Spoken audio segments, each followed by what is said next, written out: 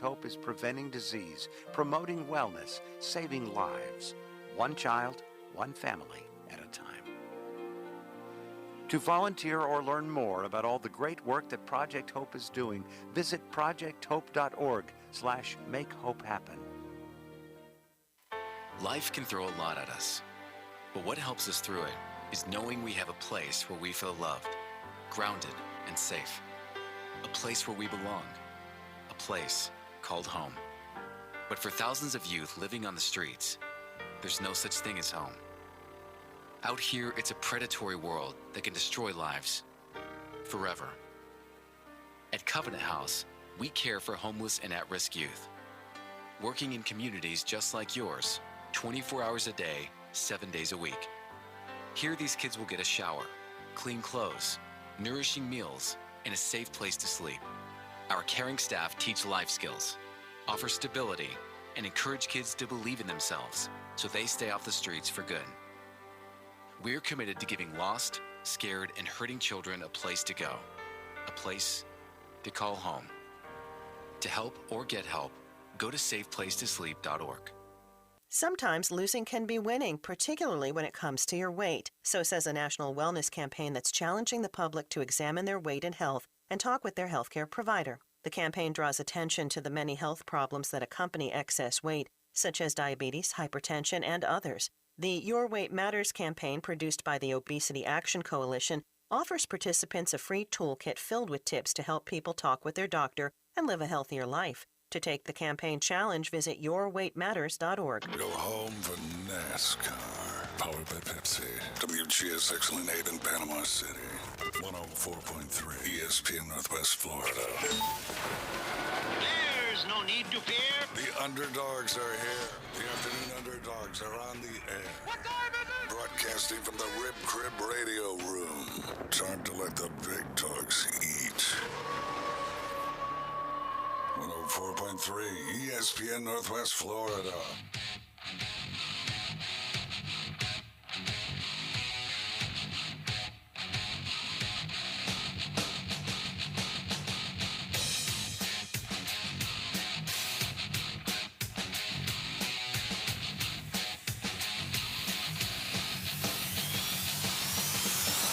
Northwest Florida, what's going on? Welcome into the Rib Crib Radio Room. Thank you guys for listening today. Boston Tim back in the building. We've got Old School, and I'm your host, David Hayes. Give us a call or text 850-215-6290 throughout the duration of the show. It is March 1st, and you know what that means on your, what is it, sunny white beaches, Old School? Sandy white beaches. Spring break laws. Make sure that you're following these. No possession or consumption of alcohol in commercial parking lots. All alcohol sales to end at 2 a.m. No open house parties are allowed. No parking in closed business parking lots unless parking lot is actively being managed. Overnight scooter rental is not permitted. It's illegal to climb, jump from, or throw things from balconies, and no metal shovels are allowed on the beach, and no holes may be dug deeper than 2 feet. You think you can get a hole deeper than 2 feet with a plastic shovel, Old School, where you're at in life now? I probably could, but I really wouldn't because I'm just not going to expend that amount of energy. No doubt. So make sure you're following and abiding the rules so that, because, I mean, some of these fines can be up to $500, possible jail time. So not something that you want to play with. We're on the radio. What you got? I did hear that there's a real emphasis this year on parking lot parties. Yeah. So they're, if you're planning on, finding a stretch of road and pulling in there and just jamming for a while. Careful on that. Probably not a good idea. Yeah, no doubt. We're on the radio, 104.3 FM. We're streaming live on Facebook, YouTube, Twitch, and with our TV partner, Blab TV. Make sure you get the app of Blab TV in your Fire Stick or your Roku TV. Be sure to like and share our Facebook page. Subscribe to the YouTube channel and download our new app and register, all at 104.3 ESPN Northwest Florida. We're playing trivia today for your chance to win $25 to Rib Crib. And we'll also do that boot store and a 12-pack of Buffalo Rock. Iowa's Caitlin Clark has now had at least 15 points and 5 assists in 18 straight games.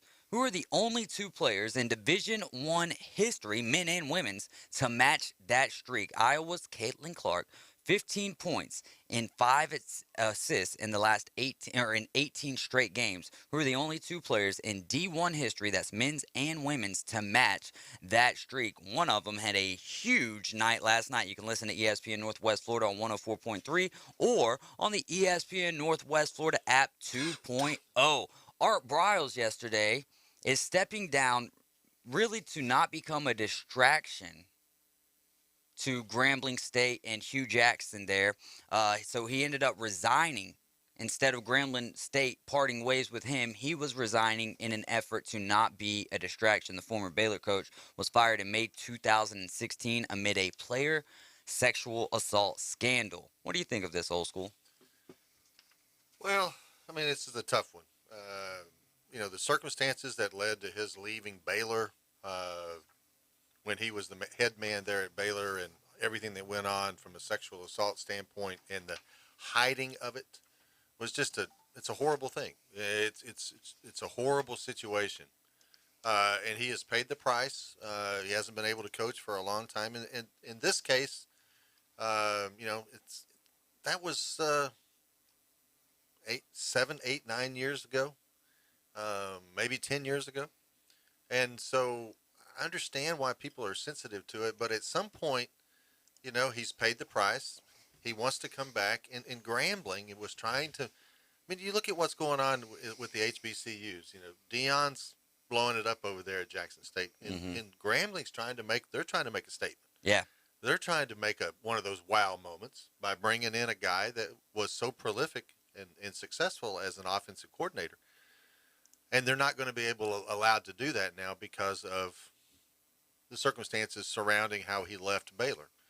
And I understand where they're coming from, but at some point you have to let it go and move forward. But I've never been in that circumstance, so I can't say how I would feel. Yeah, that's a good point. Boston Tim, any thoughts on this? I mean, it's just like you said. The time frame has lapsed where it's come to the point where he's handled the issue. He's done what he needs to do to accommodate what was needed for him to be able to come back to football. And like you said, it's cool that Grambling State wants to make a big splash like that, because this is a big name to pull into a smaller school like that. And just the news that would surround it, positive or negative, is going to be something that brings their name into the front pages of media, and that alone is great. Let alone what he could have done for the sport, of course, for the football team. So it's unfortunate, that he made this decision, but he, I'm sure, made it for more reasons than we're not knowledgeable of right now. So, and there was a huge outcry, similar to what happened when Tennessee was going to hire Jerry, whatever his name was, the coach that. Oh, Greg Schiano. I'm like, Jerry. And it erupted there. Same situation here, and I understand the sensitivity of those issues, but at some point, time has gone by, and he's paid the price that was asked of him, and he's been coaching high school football. How is he allowed to coach high school football, but he can't come back and be an offensive coordinator and really make a statement for Grambling? I wish he could. I understand where they're coming from, but it would be great for Grambling to have a guy that's that proficient and that respected from an offensive coordinator standpoint. Yeah, Old School. That's tough. What you said. Well, what you said though about, he's allowed to coach high school. Like, aren't high school kids or athletes a little bit more malleable? And you know what I mean? And would you want your high schooler to be in that situation? Whereas at college, they're more of an adult, but still the situation remains. If this, see, here's where I'm struggling, because I've read a few articles on it, and it's like you almost get the feeling that this was something that he necessarily didn't have as much understanding of what was going on as some of the higher officials, and he became the scapegoat. And I can't say that for a fact. So that's why I still got a lot more research to do on it, but it seems to be a moot point at this point in time because he's no longer there. I do believe in forgiveness, so it's a very tough situation, but that if he's not going to be coaching in college, I can't say that I'm very comfortable with him coaching at the high school level. Yeah, and at what point do you take away a person's right to make a living? Uh, and that's part of the penalty of overlooking or not being aware of what all went on under his watch at Baylor. But it's at some point, he still wants to be able to contribute to society, and he's not being allowed to. Yeah. Well, a comment here from Caveman Rick. Browse was a head turner. He was worried more about winning football games. Yeah. And as a leader, you're a head football coach, but at a big university. So you've got to do your due diligence, man. You do, and unfortunately, there's been circumstances at other schools, both college and high school, and probably in the professional ranks, where people have turned their head and looked the other way.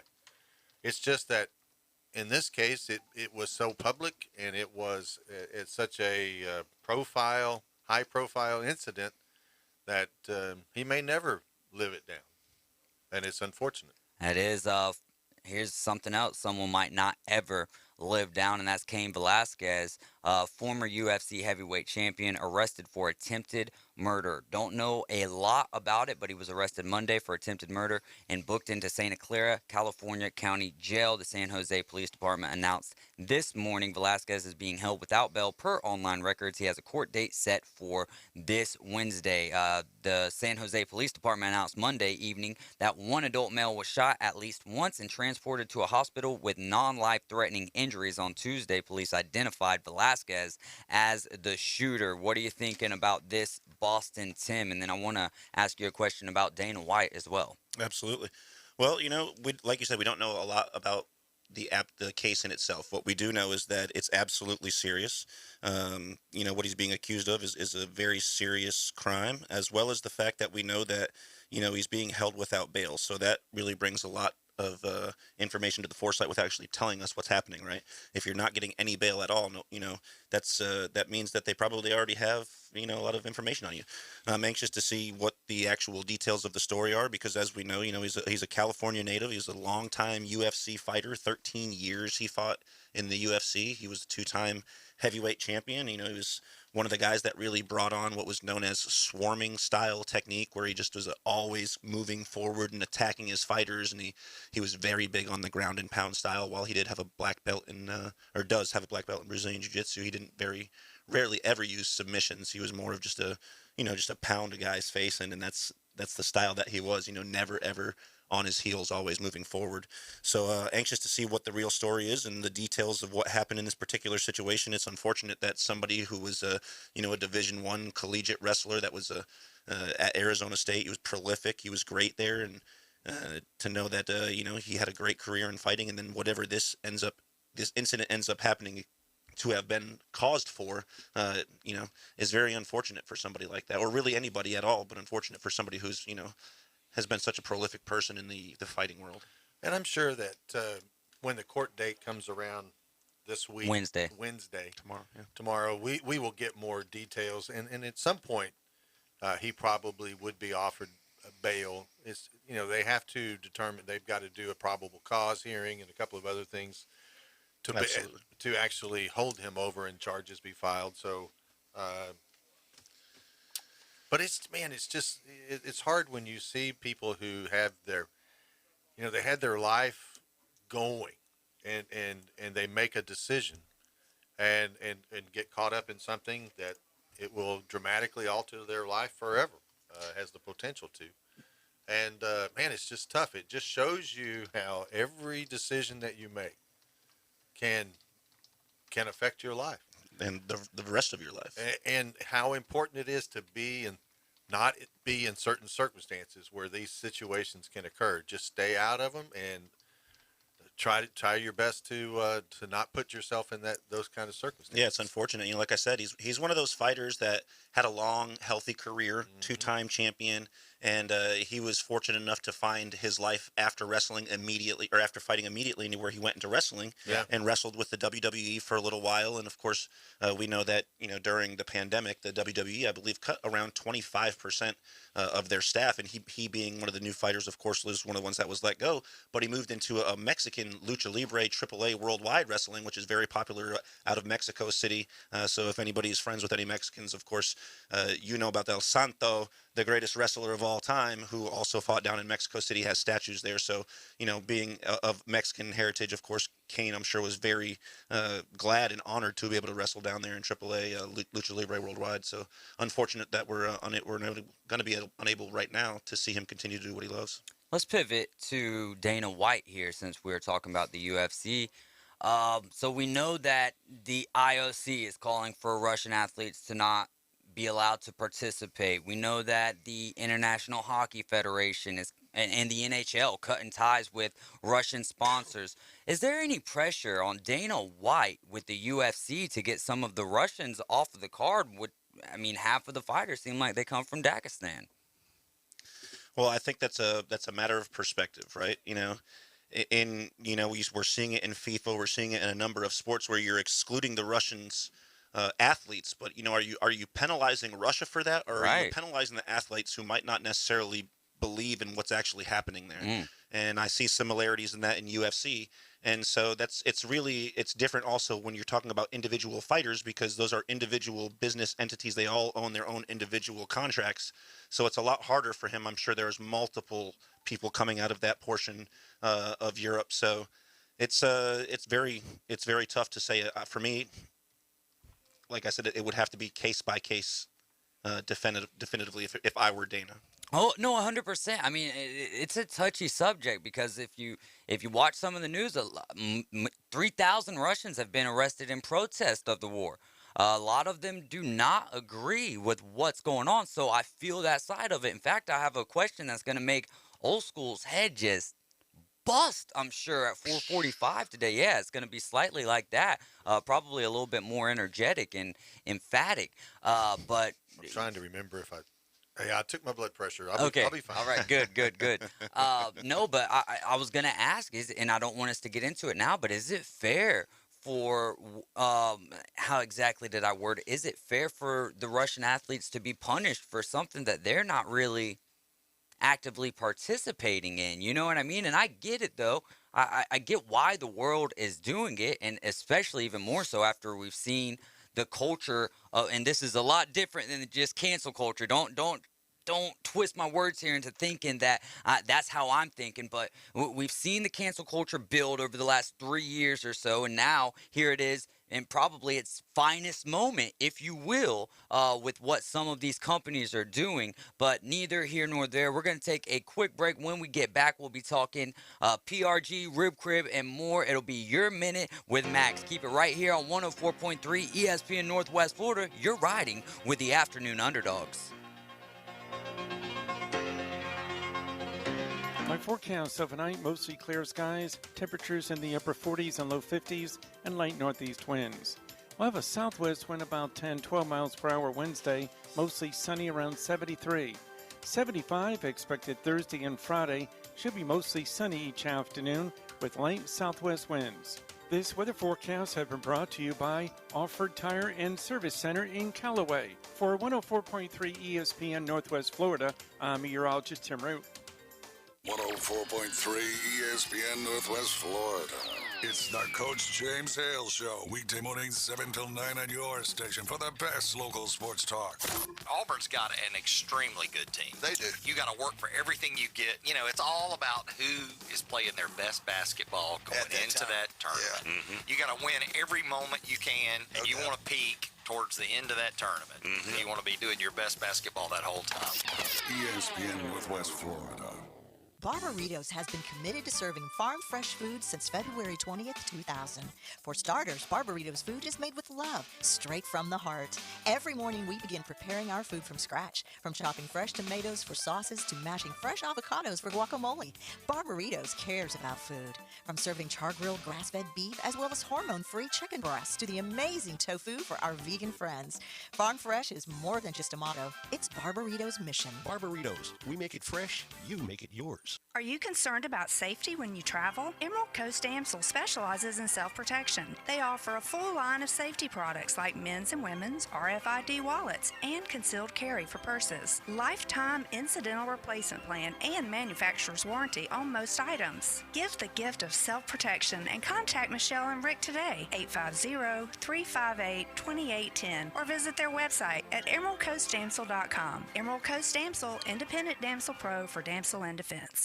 How would you like to work in an exciting and fun industry? Gold Standard Broadcasting, one of the top broadcasting companies in the Panama City market, is looking for a dynamic sales professional. You must have business-to-business sales experience and have a positive attitude. Send your resume along with the cover letter to espnpanamacity@gmail.com. That's espnpanamacity@gmail.com. We can't wait to meet you. Live from the Rib Crib studio. Doing what other stations can't. The Afternoon Underdogs is live and local. 850-215-6290. Always be sure to listen for the dial tone. 104.3 ESPN Northwest Florida.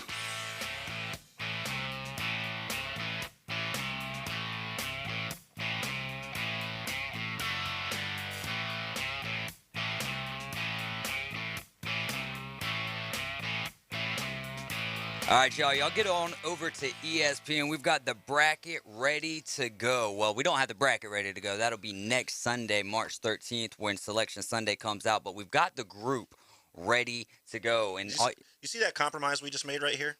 Why won't Rob Manfred? I got a just show to do. If Rob Manfred put us in charge of the MLB right now, we'd be playing ball soon. We'd be playing ball right now. That's exactly today. Right. Guys, we would have had a game today. I could give you probably. We wouldn't be stalling like the MLB season like Max showing up to this segment like the MLB playing game one. It's not going to happen. I could give you 300 million people that would have baseball started before Rob Manfred and the other 30 Major League Baseball owners. Unless you're Jock Peterson. Rob Money Manfred from now on? Because that's what it's all about. Call him what you want to call him. What you need, Max? I'm going to patent that. Oh, it's a little loud. Turn him down. He said, this is not old school over here in this headset. Well, he turned me down. What's going on, Max? Not much. All right, so what we got now? He can't hear. What do we got going on with Rib Crib, PRG companies, new restaurants popping? Yeah, let's get into it, baby. Right, we got bike night tonight, March 1st. Beautiful out, 65 degrees. Get on over there. There were 50 bikes last time. Nice. Let's make it even more this time. Let's get it. I know. And it's, I mean, probably one of the nicest nights that y'all have had since possibly doing bike night. Weather. Yeah, no doubt. It's gorgeous out It's like today. spring out there right now. I know my buddy Red Bear. He's the owner of Native Ink Tattoos, where I got my sleeve done. Yeah. He says he brings his bikes over and his classic trucks over for both events, so it's cool. That's awesome. He said he loves it. He's got a shop right down the street, so shout out to Red Bear. Shout out to you guys, Tim's got of course. a good-looking sleeve. Yeah, man, the guys. The Bostonians. The guys. That's awesome. We appreciate that. And then we've got veterans or active military. It's 25% Yeah, off 25% off. And then Ribs and Rides March 17th.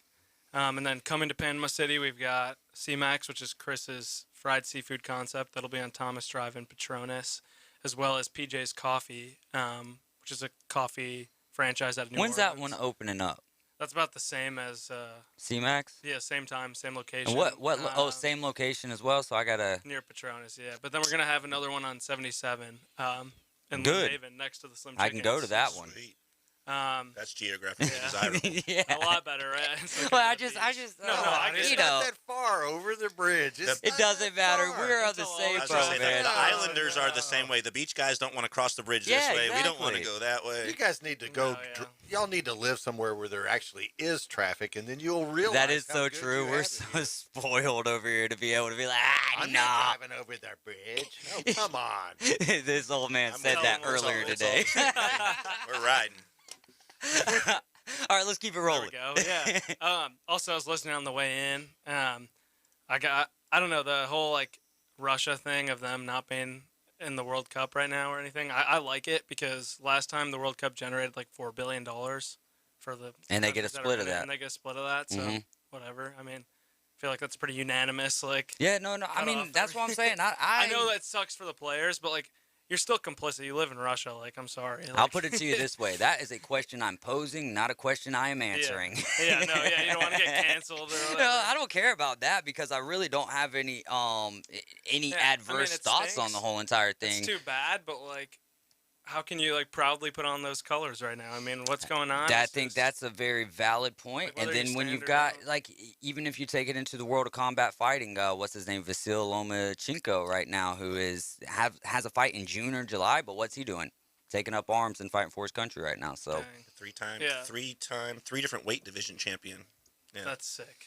Yeah. That's awesome. Well. I mean, it's cool what he's doing. Right. It's commendable for sure. The nationalism there. Yeah, Alexander, I can't recall his name. Another boxing champion also over there with them, and then so are the Klitschko brothers. Yep, so, Klitschko brothers as well. One's the mayor of Vladimir is now, I believe. Yeah, that's awesome. Of the capital. Yeah, Kiev. Wow.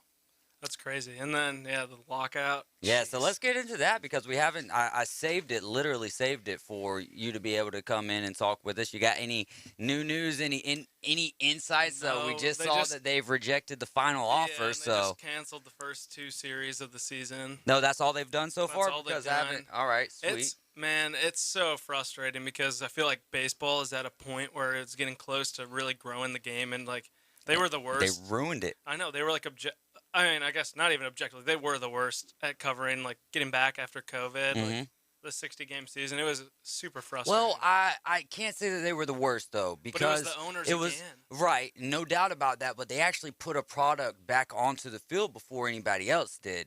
You pretty much had NASCAR coming back with, like, iRacing and stuff. Yeah, but the bubble didn't start. I don't think that stuff started until after baseball got back going. But that was at least them, like, reorganizing it, whereas, like, it was just the owners saying, no, we're going to lose money. It's like, yeah. It's like, dude, like, if you, most of the teams, like, that they bought, like, if you bought a team for, like, I don't know,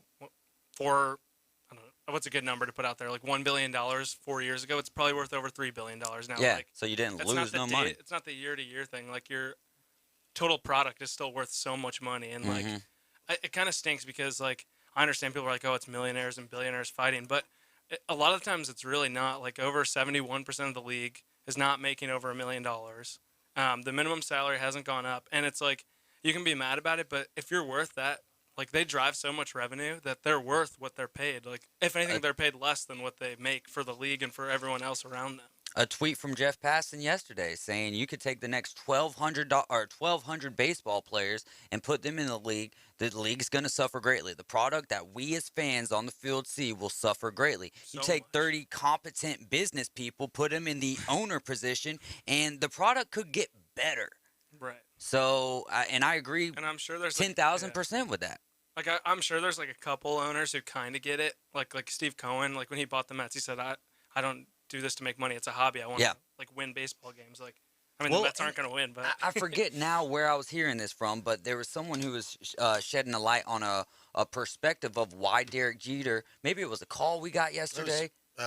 Sam. It was Sam, right? No, and it was his buddy Trent Inciarte who said that one of the reasons they think Derek Jeter, and this is speculation, but Derek was out is because he's a player in an owner position taking the sides of players, and the owners aren't liking that. That could very well be a very great take, and it seems to be a little bit true right now, the way that the owners are acting and everything. I mean, they won the last go-round, so let's get a little bit even. Get into the modern era, modern era, whatever we're going to call this. And I get that us lowly people who don't make a lot of money, it's like it seems like crazy, but then when you get when you're talking about guys with a talent level that not 1% of the people have, and they deserve some of the revenue. And the fact that these owners, one of the biggest things that these guys are fighting for is so that you don't have to play 10 years to equal 3 years of service time.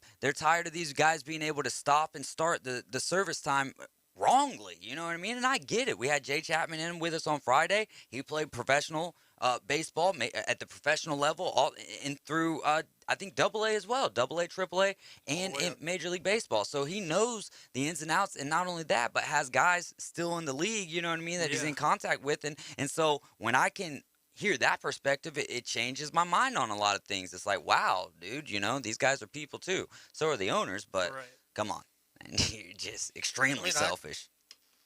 I'm a baseball fan, true and true. You know, I love it. I've loved it my whole life. And you just hate to see it. And I understand, talking to Jay, it was really insightful to me. I mean, it really helped me to understand where the players were coming from. You know, the business side, the other side from a business standpoint, you kind of understand that.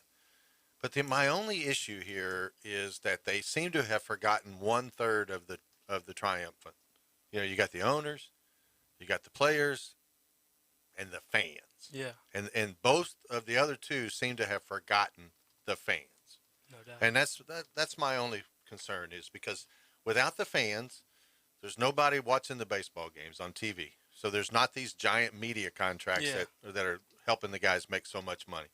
There's not people buying tickets and sitting in the seats and paying $12 for a beer.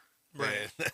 And you know, all of the merchandise and the jerseys and everything else to help these guys make money. So I just want them to both realize that not only are they hurting themselves by battling this thing out, but just keep in mind who the other third of the equation is, which is the fan base. No question. I totally agree with that. And I would even split it into fourths, where it's like the people like David, who is spreading the word of baseball every day on air and stuff, and like the people who are employees or kind of like, I don't know a good word to put it, like people who spread just an ambassador, grow the game. Yeah, ambassador of the ambassador for the sport. That's the nicest thing anybody's ever said to me. No, but like you are, you're reaching out to like a certain area on ESPN radio and like totally helping grow the game. Tim and I, we're not. But you are. You're an ambassador. No, well, I was saying because he's like the anchor. All right. Let me just stop. I'm gonna man the board and let you go. He's the only one that's been on every time I'm here. No, I'm giving you guys a hard time. He's the only one with one job. Oh my gosh! All right, that's gotta. I was just saying because he kind of keeps us all on point, and then we all start going on these tangents here. But that's true. Thanks for being here all the time, Dave. You're the best, boss man. I got you, David.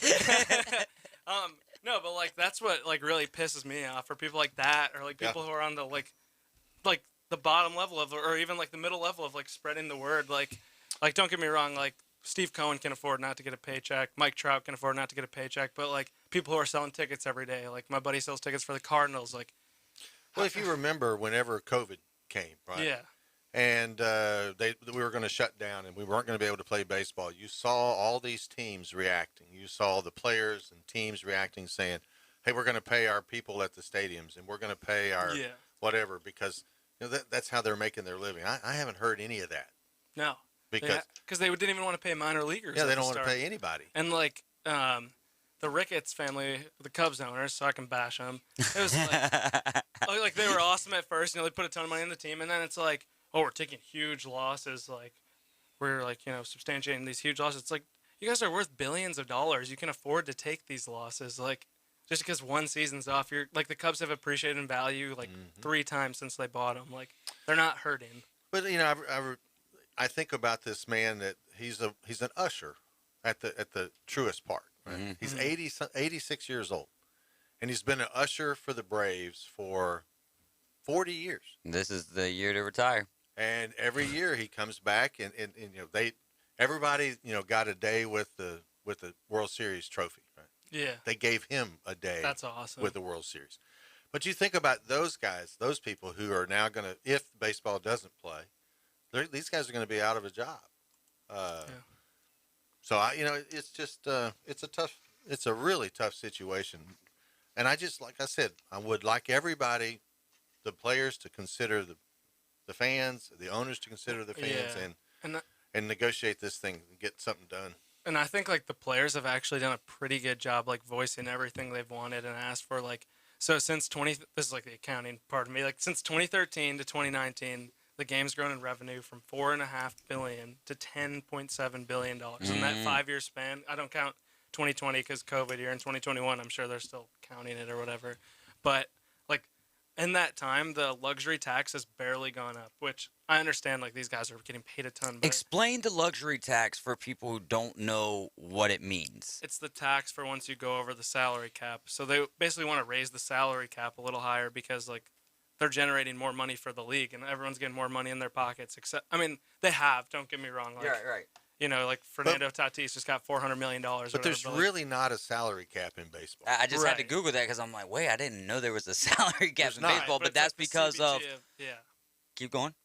But what they were trying to do is to make sure that teams weren't able to to protect the smaller markets. Right. So they put in place. Sorry, not the salary cap wasn't the right word. It's the CBT. Yes, technically, yes. Yeah. And I don't know what CBT stands for, but it's collective bargaining, something I don't know. But it's just like it's just frustrating to me because like I understand like a lot of those guys are good and set, whatever. Right. But a lot of those like relievers who had just barely made it, or like imagine like especially the international players, they probably have no clue what's going on right now. Yeah. Like like imagine if you just got drafted into this league and this is what's happening. Like. Be like, man, why'd I leave the Dominican? That's a great point. We got to go to a break real quick. You're listening to 104.3 ESPN Northwest Florida. Great text here from Stephen Cypher. He said, the world is a marketplace for ideas, and we are capitalists. It's not canceling. It's the market deciding Russia's acts are unacceptable. Same with Riles. The only thing that's new is how quickly the internet informs the market. We're going to be right back, kicking it with Max.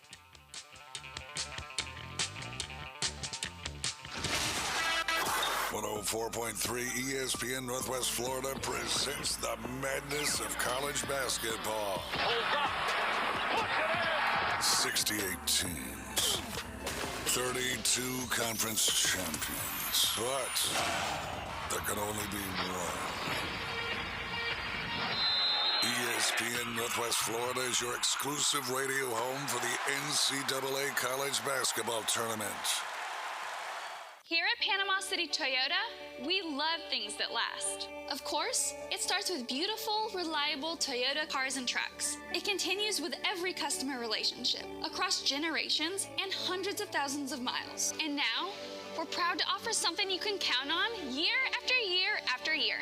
A free lifetime warranty that covers your drivetrain and powertrain. If you shop with us, we'll be here for you. Because peace of mind should last throughout your entire journey. Dr. Chad Mitchell, orthopedic surgeon, specializing in sports medicine and joint replacement of the knee, shoulder, and hip. He serves our local athletes and our community. Southern Orthopedic Specialist has been the leader in orthopedic care for over 20 years. New patients are welcome. Call 850-769-KNEE to schedule an appointment. More about Dr. Mitchell and Southern Orthopedic Specialist is available on their website, southernorthopedic.com. Southern Orthopedic, getting you back in the game. Golf Plus is your premier golf shop on the Gulf Coast. Not a big box or a chain store, but a local store with golf experts to serve you. An amazing array of demo and fitting products, plus a professional repair shop that can handle anything from a basic re-grip to a full set of re-shafts and everything in between. Golf Plus has locations in Dothan and Panama City Beach to serve you. Come see them today for all your golf needs. Located next to Firefly at the Shops at Edgewater. Call 850-249-2726. For the best donuts in the area, the locals will tell you, Dandy Donuts and Deli. The donuts are amazing, but the breakfast and lunch choices are super. Cheese grits for breakfast are a tradition at Dandy Donuts and Deli. Try the spicy chicken for lunch. So, for classic donuts, biscuits, burgers, and the best apple fritters in the area, it's Dandy Donuts and Deli. Same location since 1985. 1147 Harrison Avenue, across from Bay High School. Live from the Rib Crib Studio. Hot takes, the latest trades, in-depth interviews. That is my reaction. We break it down for you right here. Very big springboard for the rest of my career. The Afternoon Underdogs. That's the problem right there. 104.3 ESPN Northwest Florida.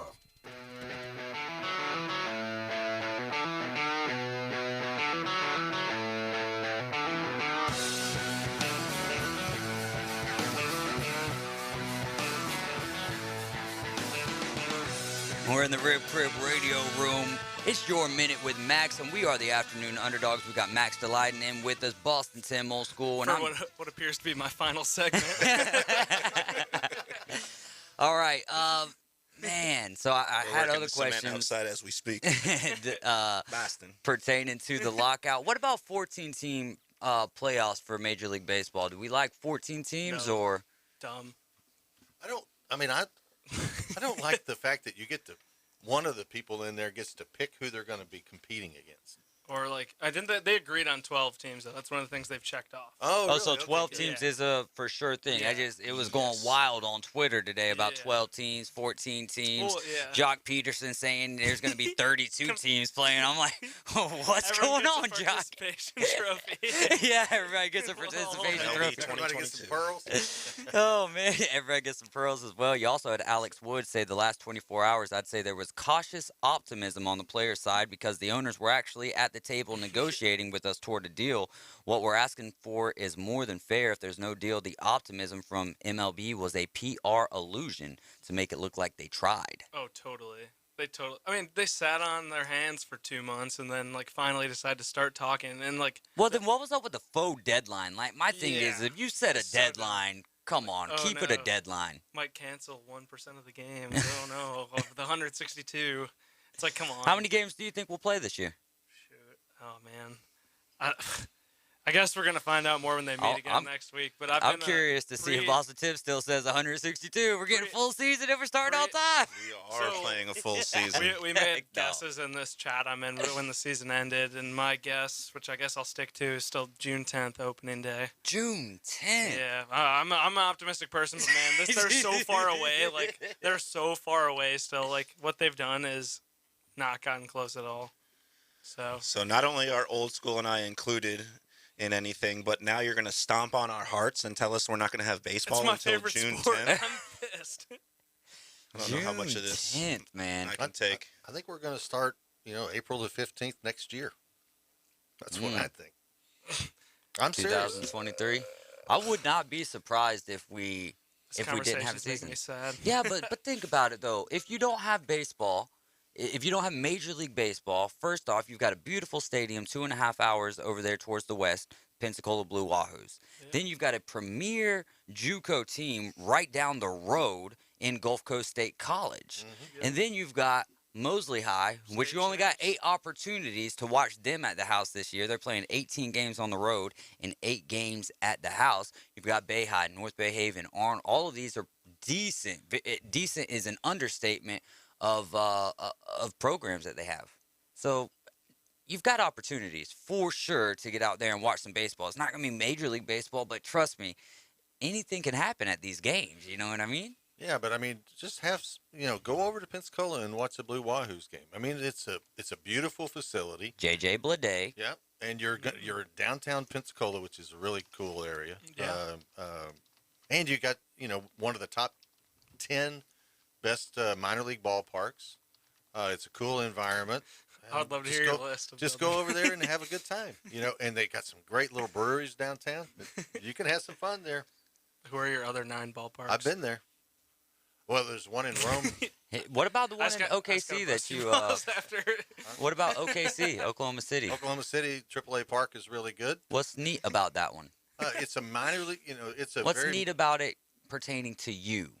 I was there. I helped get it built. Okay, there we go. I helped place home He got to plate. pull old school's teeth to get him to talk good about himself. I'm not. Unlike some people here, I'm not going to brag. What about past me? What about Chicago? What are some of the? I heard a lot after Georgia won the Natty. Oh, that's true. What about Chicago? What's some neat AAA stadiums, AA stadiums around there? Have you ever been to see the Iowa Cubs? Well, we've got the Brewers up north. No. A cool one actually is in Appleton, Wisconsin, about 3.5 hours northwest of Chicago. The Appleton Timber Rattlers. They actually have a pretty cool stadium. It's a cool area. It's a pretty big town in Wisconsin. We've got the Iowa Cubs, South Bend Cubs.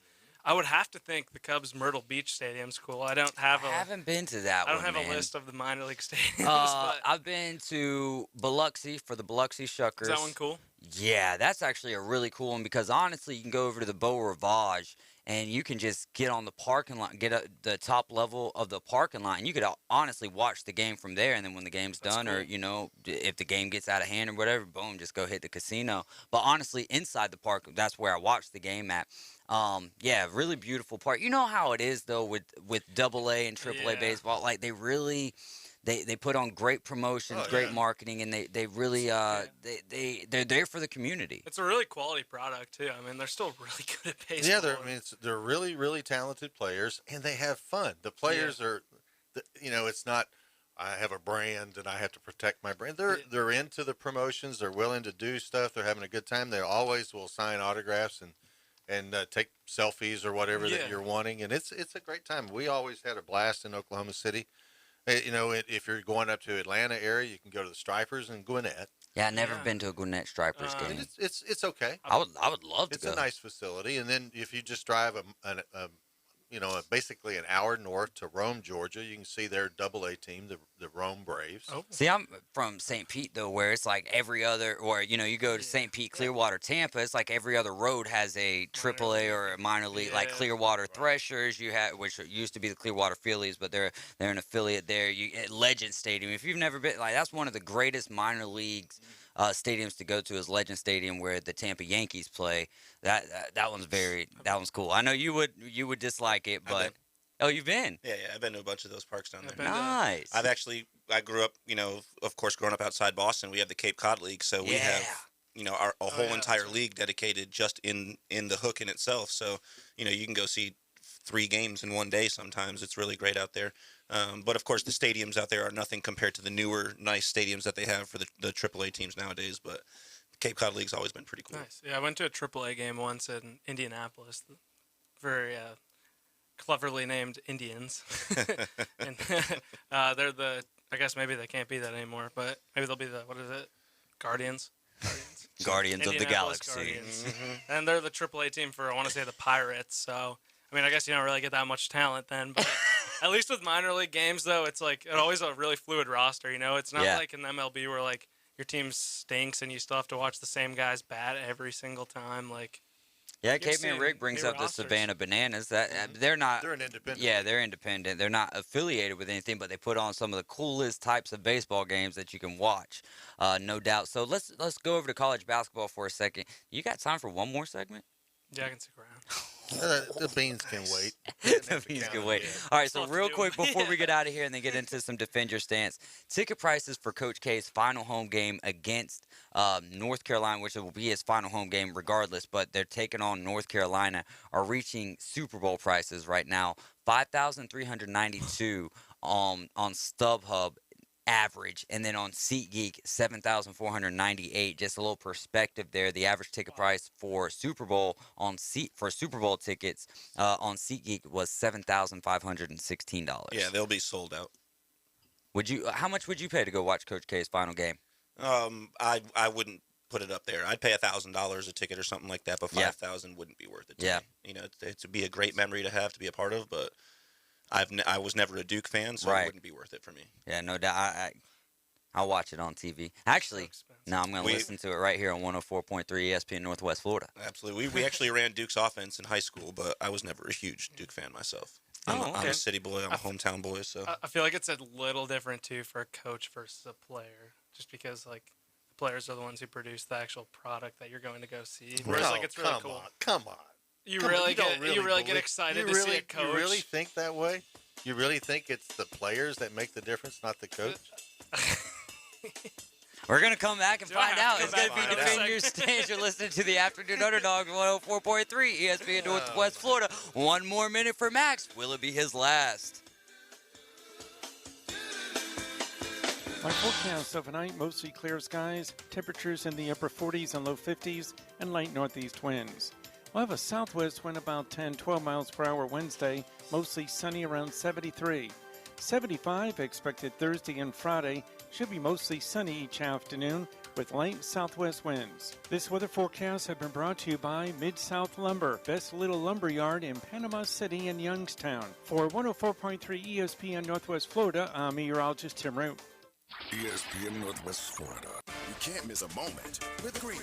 Being a star in the NBA has got to be about as good a life as I can imagine. Imagine all the great things that come with that. Now, there are some downsides to it, too. There's a lot expected of you. When Darryl talks about cutting the schedule to 58 games, changing around the playoff structure, doing whatever you have to do in order to make the players need to play these games, want to and need to play these games, I'm in favor. Weekday afternoons from 2 till 4. 104.3 ESPN Northwest Florida. Bestway Portable Buildings has been in the Panama City area since 1989.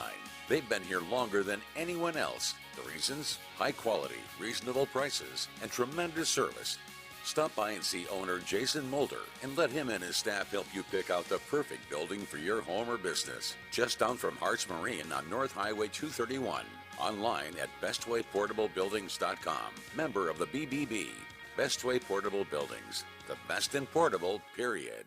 President Biden recently released a massive $6 trillion budget, the largest budget in U.S. history. And guess who pays the bill? That's right, you, the American taxpayer. American citizens and business owners will be paying more taxes. That's a fact. And if you owe back taxes, they will be coming after you to collect payments. In fact, President Biden also hired thousands more IRS agents to go after you. If you got a letter from the IRS and you know you owe back taxes or you haven't filed in years, don't put your head in the sand. Call us today. We've saved our customers millions of tax dollars. One quick, free phone call will show you how we can reduce your past tax bill and save you thousands. Guaranteed, or you pay nothing. Call now. 800-936-0754. 800-936-0754. That's 800-936-0754. Paid for by the Tax Helpline. Damsel in Defense presents Defend Your Stance. Got an opinion? Time to defend it. It's the Afternoon Underdogs on 104.3 ESPN Northwest Florida.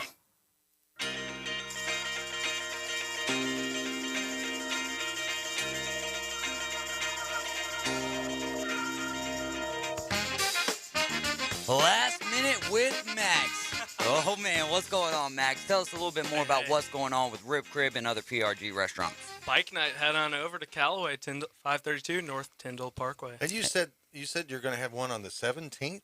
Ribs and Rides. Ribs and Rides, so Yeah. you can come in your green and have fun. Yeah. I'm sure you guys will have some, green cars and green Yeah, stuff. sure, there. that should be Green sweet tea or green tea. Oh, yeah, there you go. That's what I was thinking. Have some green tea, That's a good idea. or some kind of green barbecue. Green eggs and ham. Green eggs and ham. All right, old school. What was your IUPUI? IUPUI. Yeah. They're like one of the worst college basketball teams, but they are Division I. They're playing in the Horizon tournament today. Yeah. They've only got 5 players, not even 5 scholarship players. Oh, they only wow. have 5 total players. Oh, man, that's mean. And they're playing But you in know a what? tournament. They're going out there playing. That's true. I love that about it. I love it as well. Everyone in Indiana calls it ooey pooey. Ooey pooey. What were you trying to get him all worked up about? Well, he was talking about the fact that this last game for Coach K is not a big deal. Oh yeah. Because it's the players, and I'm sorry, I just disagree. I mean, Coach K's been a huge deal. You look at all these teams that he's taken to the Final Fours.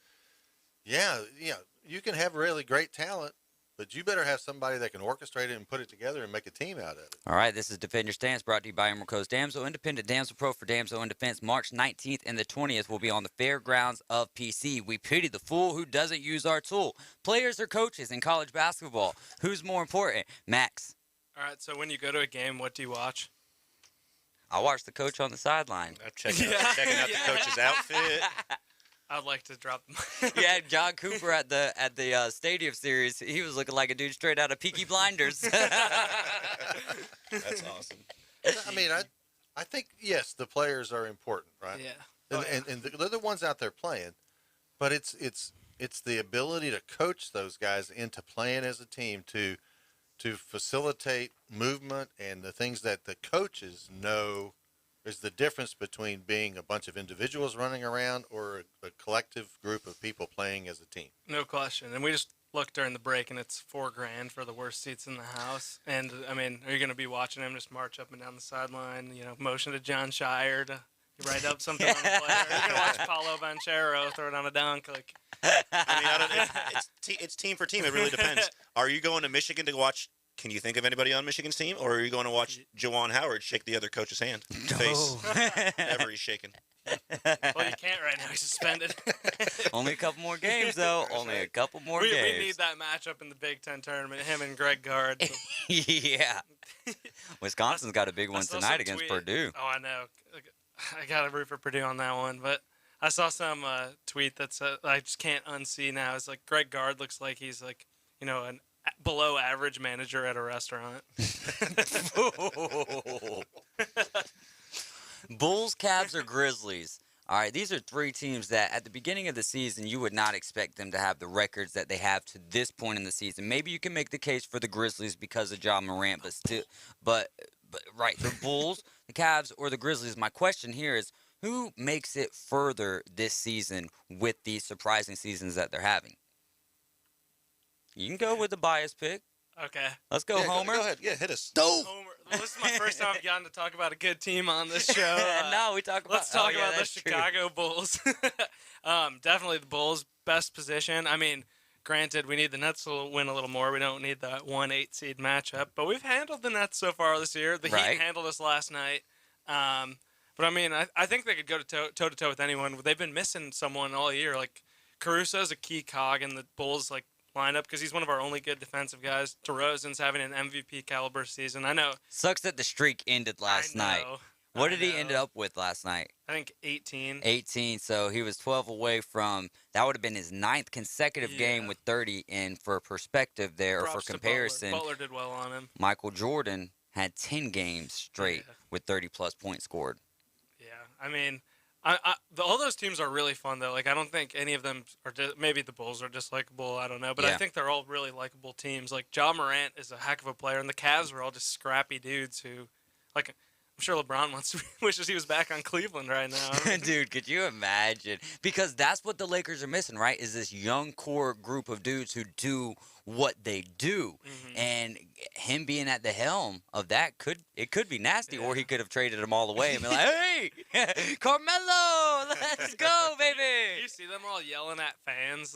Yeah, dude, how crazy is that? That is embarrassing. It's like, come on, man. We're talking about a storied franchise with storied fans, and y'all are going to treat them like that? Yeah. It's getting to the point where you're going to start comparing them to the, what was his name? Swaggy P. What was that? Nick Young. Nick Young. It's like those days where they lost like 9 games in a row, and they're cheering for each other. You know, in the interview process afterwards, and Kobe's over there on the sidelines wanting to cry because it's like this is not the team that I just left 2 seasons ago, and that's what it's starting to look like with these guys. You're not supportive of your fans or your team in itself. You're not respecting the jersey that you wear. It's one of the probably the second most storied franchise in all of NBA history outside of the Boston Celtics. I was waiting for that. Well, we have 17 championships, and they have 16 in a star.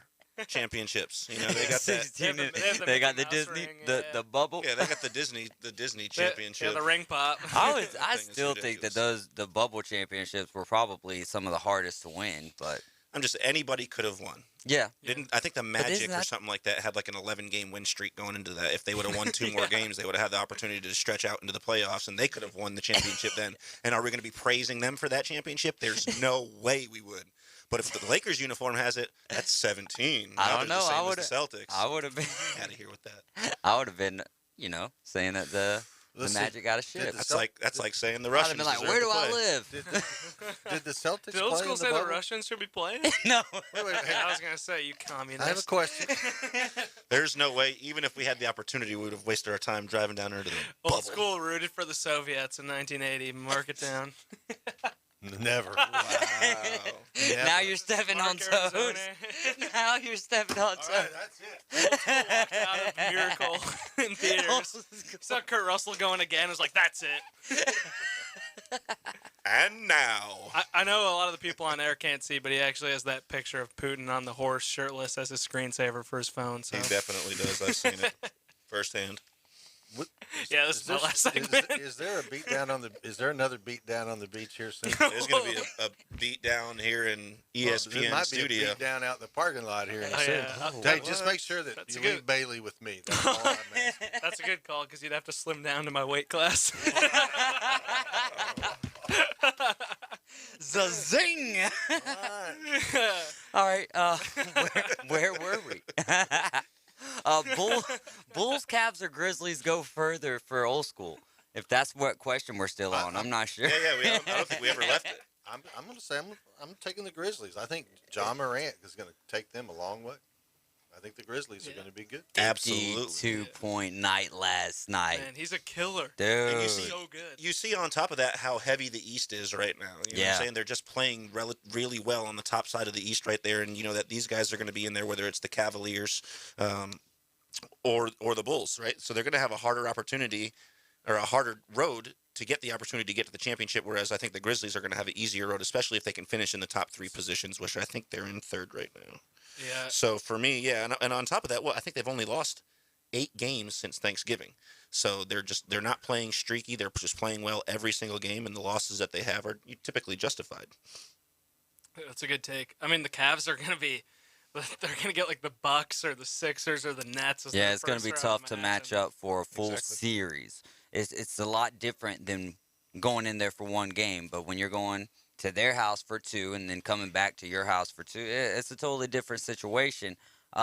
It would be exciting to watch the Cavaliers go as far as they possibly can without LeBron. You know, I think that would be really cool. I just think that, the Grizzlies are kind of like a one-man show, essentially, with John Morant. So that's why it's harder for me to take them than if you get the Chicago Bulls healthy, they can, like Max said, to open this segment up, go toe-to-toe with anyone. So I think that my answer would be the Bulls if they're healthy. If they're all the way healthy, yeah, definitely could be them.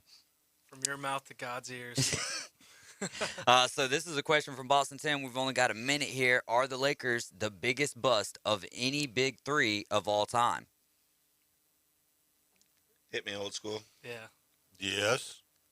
Yes. But I mean, everybody's acting all surprised by this, and the 3 Are of we us. really considering these a big 3 here? I mean, I know they've got big names, but I mean, that's 3 really big contracts. you got big guts these days too. That's over $100 million just in those 3 players per season. But all of if us, that's not a big 3, there isn't one. all of us, whenever they put this roster together, we all sat around and looked at each other, going, "Are you kidding me? Who's?" I mean, I realize that these are all influential names, or they look good on paper, but they're all old enough to, be playing with me, almost. Yeah. That's saying something right so, there. I mean, that's I'm not surprised by it at all. Yeah. We got to go to a break. We're up against the hard one. We'll be right back. 104.3 ESPN Northwest Florida, your home for college basketball. Tomorrow night, the number 5 Auburn Tigers travel to Starkville to play Mississippi State inside the Humphrey Coliseum. Oh my goodness, what a finish! Coverage starts at 7:30, tip-off at 8. On your home for college basketball and the Auburn Tigers. 104.3 ESPN Northwest Florida. Quorum Steak and Egg, home of the world-famous Heavenly Hash, has been family-owned and operated since 1986. Open daily 6 a.m. to 10 p.m. Quorum Steak and Egg prides itself in offering fresh, never-frozen favorites at family-friendly prices. Come in and check out our daily lunch and dinner specials. Quorum Steak and Egg at 804 South Tyndall Parkway, where you never leave hungry. Also available on DoorDash and Grubhub. Signworks, a business serving businesses since 1985. Everything from signs and banners, vehicles and boats, magnetic and real estate signs, contractor signs, and much more. Signworks can do large format, full color printing too. Signworks, a real professional in the business world. Call Signworks at 785-8899. Signworks, 850-785-8899. Hi, this is Coach James Hale. Keeping your car looking great is easy as 1, 2, 3 at Blue Sky Express Car Wash. By joining their monthly wash club, you'll get the best bang for your buck. In just 2 car washes, your monthly membership pays for itself, starting at only $19.99 a month. What are you waiting for? Become a member today at Blue Sky Express Car Wash on Back Beach Road next to Home Depot. Tell them Coach Hale sent you. Serving the universe from the greatest location in the nation. Powered by Pepsi. WGSX in 8th in Panama City. 104.3 ESPN Northwest Florida. Dr. Chad Mitchell, orthopedic surgeon, specializing in sports medicine and joint replacement of the knee, shoulder, and hip. He serves our local athletes and our community. Southern Orthopedic Specialist has been the leader in orthopedic care for over 20 years. New patients are welcome. Call 850-769-KNEE to schedule an appointment. More about Dr. Mitchell and Southern Orthopedic Specialists is available on their website, southernorthopedic.com. Southern Orthopedic, getting you back in the game. Live from the Rib Crib Studio. They said it couldn't be done. The Afternoon Underdogs are live. They say it can't be done. Are we going to do what they say can't be done? 104.3 ESPN Northwest Florida.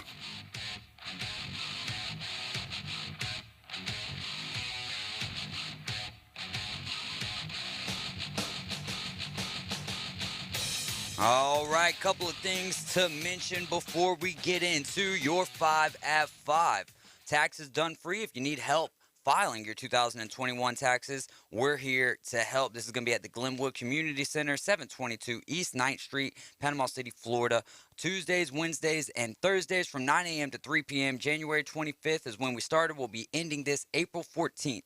Walk-ins only, no appointments, driver's license or photo ID, checkbook for direct deposit of any refunds, social security cards for yourself and all dependents, a W-2 from each employer, no pay stubs, documentation of all other income, and a 1095-A if you received health care coverage through the marketplace. If you made $63,000 or less in 2021, we will help you do your taxes for free. Glenwood Community Center, 722 East 9th Street. And then also, big shout out to Chuck Sowers with Team MVP. That's Leanne Schwartzentruber, Team MVP, powered by eXp Realty. Chuck Sowers, happy 44th birthday. Thanks, Leanne, for the reminder. And speaking of that, keep your thoughts and prayers with Leanne as well as what I mentioned yesterday.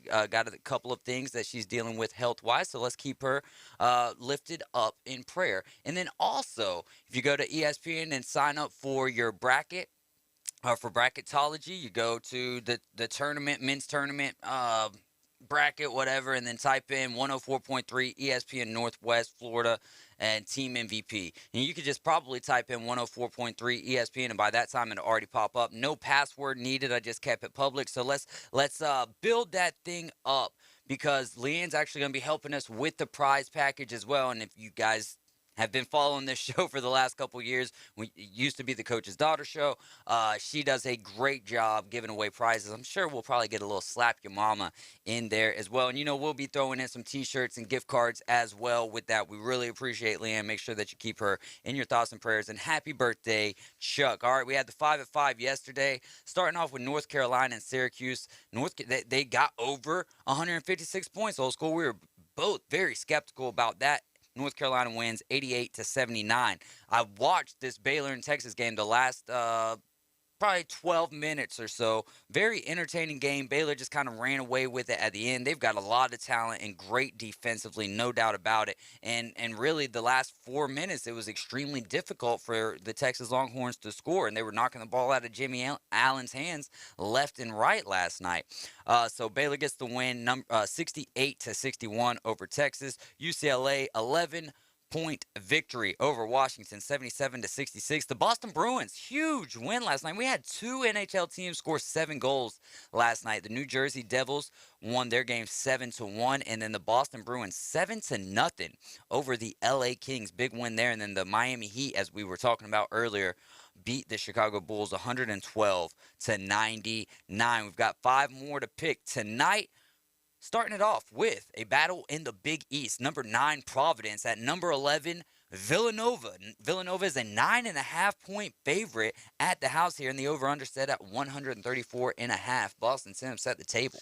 Absolutely. So this is an exciting matchup right here, which all three of the matchups that you chose, David, are really exciting matchups, and I'll reiterate it every time. But we're having the very top teams in each division playing right now. Number 1 and number 2 are playing here in Providence and Villanova. Providence, of course, being number 1 right now. 9-1 in their last 10 games, 3-game win streak, looking really solid. 8-2 for Villanova. They just happened to lose their last game to Connecticut in a nail biter. They lost by 2 points, 69-71. We got a really good matchup, like I said here, guys. Now we've had a 1.5 fluctuation, starting at 9.5, dropping down to 9, and now up to 10.5 points, where Villanova is giving double digits to Providence, which is a lot considering they're the number 1 team in the Big East right now. So for me, even though Villanova is at home and they have only lost 1 game at home this year, I do like Providence to come in there and cover the 10.5-point spread. I think this is going to be a tight game, a nail-biter, very similar to the game that they just had against Connecticut. I like it to be under the 135 right now. All right. So who did you pick right there? Providence with the points and the under. Old school. I'm going to go with Villanova. I just like Villanova, and their head coach is just a solid guy. And I just think this time of the year, when they get to the end of the season, that's when Villanova begins to put it together. I think this is going to be a real challenge for them, but they're at home, and at this time of the year, the home crowds really are into it, and I think they're going to make the difference tonight. So I will take Villanova, but I will take the under.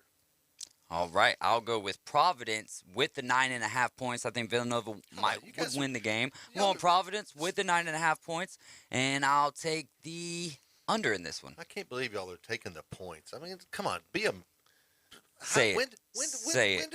When did this whole points thing come up? When win or lose? It's simple. It's either win or lose. Now, no, I want the points. I want the points. And that's how we play it, old school. It's a man that keeps his money in his pocket right there. I like to double mine up. I'll take the points. Another top 10 matchup here. Number 8, Purdue on the road in Wisconsin, visiting number 10, Wisconsin. Even at the house, a 3-point underdog over-under is at 144. Right, and we know Purdue has had a great season this year, and only top teams have knocked them off outside of Rutgers. I believe it was one of the teams of their 5 losses. But we're looking at another team right now that only has 5 losses, respectively 24 and 25 wins for these 2 teams, number 1 in Wisconsin and number 2 in Purdue in the Big Ten right now. So another matchup right here, vying for the number 1 spot in the Big Ten Conference. Wisconsin right now is on a 4-game win streak, including wins over Minnesota, Michigan, Indiana, and Rutgers. All of those games are big games.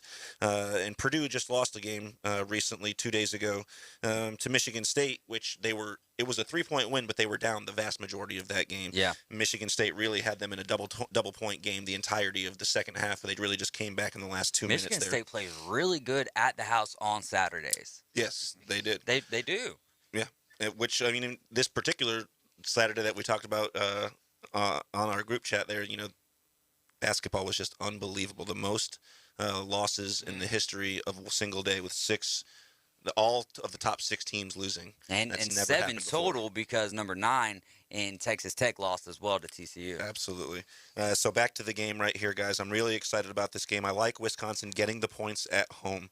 Purdue is a great team, and they have a great opportunity here to come in and get a victory, which they really need. That would jump them up to the number 1 spot. But I do like Wisconsin because they are at home. They play exceptional at home, and then on top of that, they're getting points. So for me, Wisconsin at home, and I like the over in this game, guys. I think it's going to be about a 73-78 game. Old school. Well, I'm a big fan of teams from Indiana. I thought you were going to say I'm a big fan of teams that are getting 3 points. I'm a big fan of teams from Indiana. I love IU. I love, and Purdue. They're from Indiana, but in this case, I mean, the smart guys are saying Wisconsin is given 3, or they're getting 3. They're getting 3 at home. So the smart guys out there really know what they're talking about. So I'm going to take Wisconsin. But you took the over? Correct. I'm going to take the under. Wisconsin and the under for you. I'm going to take Purdue to bounce back from a ugly loss. Both of these teams are really strong. Wouldn't be surprised to see the Badgers eke one out here, but I'll go with the Boilermakers. Do that until, Wisconsin at home. That's tough. Very true, but I'm going to go with Purdue on the road, and I'll take the over in this game. Old School, you had the over? No, you had the under in this game. Correct. All right, moving on to number 2, Arizona, 16, USC at the house. USC 4.5-point underdog, over under set at 150.5. Looks to be a high-scoring game, guys. I think it's both teams right here really like to put up a lot of points, and both of these teams are winning teams, right? So we're talking about the number 1 team in Arizona in the Pac-12 and the number 2 team in USC, who's been on an unbelievable streak recently. They're 8-2 in their last 10 games with a 6-game win streak.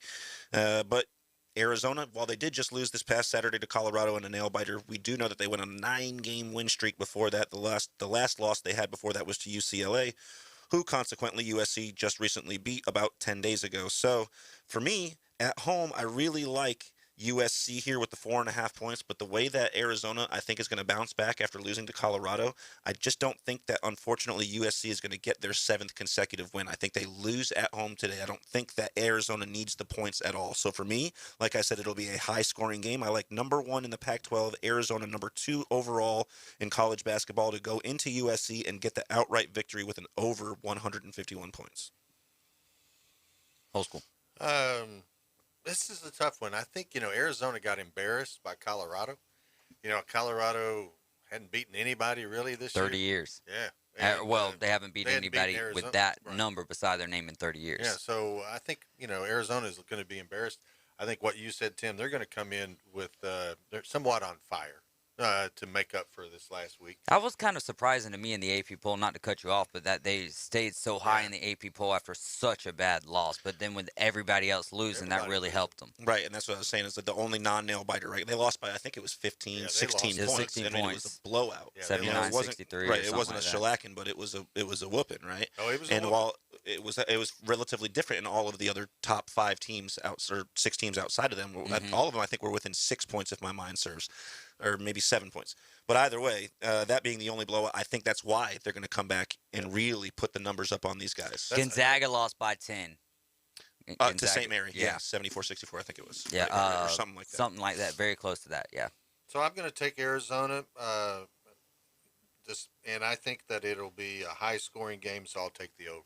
Zona and the over. I'll go with, I cannot. Sometimes I just, to be different, pick give me Arizona and give me the over. To the NBA we go. We got the Hawks and the Celtics. I don't know if this was the best game spread-wise because the Golden State Warriors were a 1.5-point favorite on the road against the Timberwolves, but I felt like this is just going to be a better game, the Hawks and the Celtics in Boston. Boston's the 6.5-point favorite, over-under at 227.5.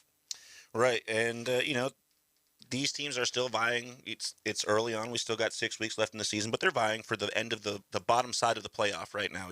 Boston is in 6th place right now, but we know that 9th place for the Hawks with the 29-31 record right now. They really need some victories.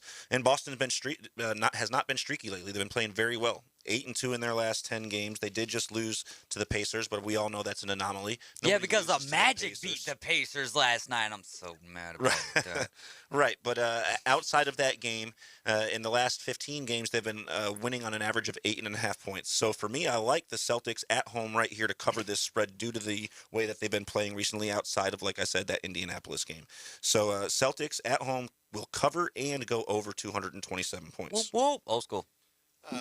Would love to be able to take the Hawks here, but it's been a disappointing season for the Hawks. I really expected more of them this year. Especially after the run that they made last year. Run in the playoffs, it was there was a lot of hope and excitement, and they have disappointed a lot of people.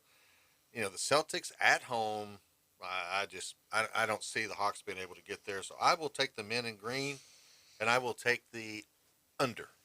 I'm going to shoot a prayer up here for the Atlanta Hawks to stay within 6 points of the Boston Celtics. So I'm shooting a prayer up, and in the over-under, I'm going to stick with the over in this game. Let's go to the NHL. Flames at the Wild. Both these teams very evenly matched, even records as well. Calgary on the road is a -120 favorite, and the over-under a little higher than normal at 6.5 goals. Right. I like the matchup here.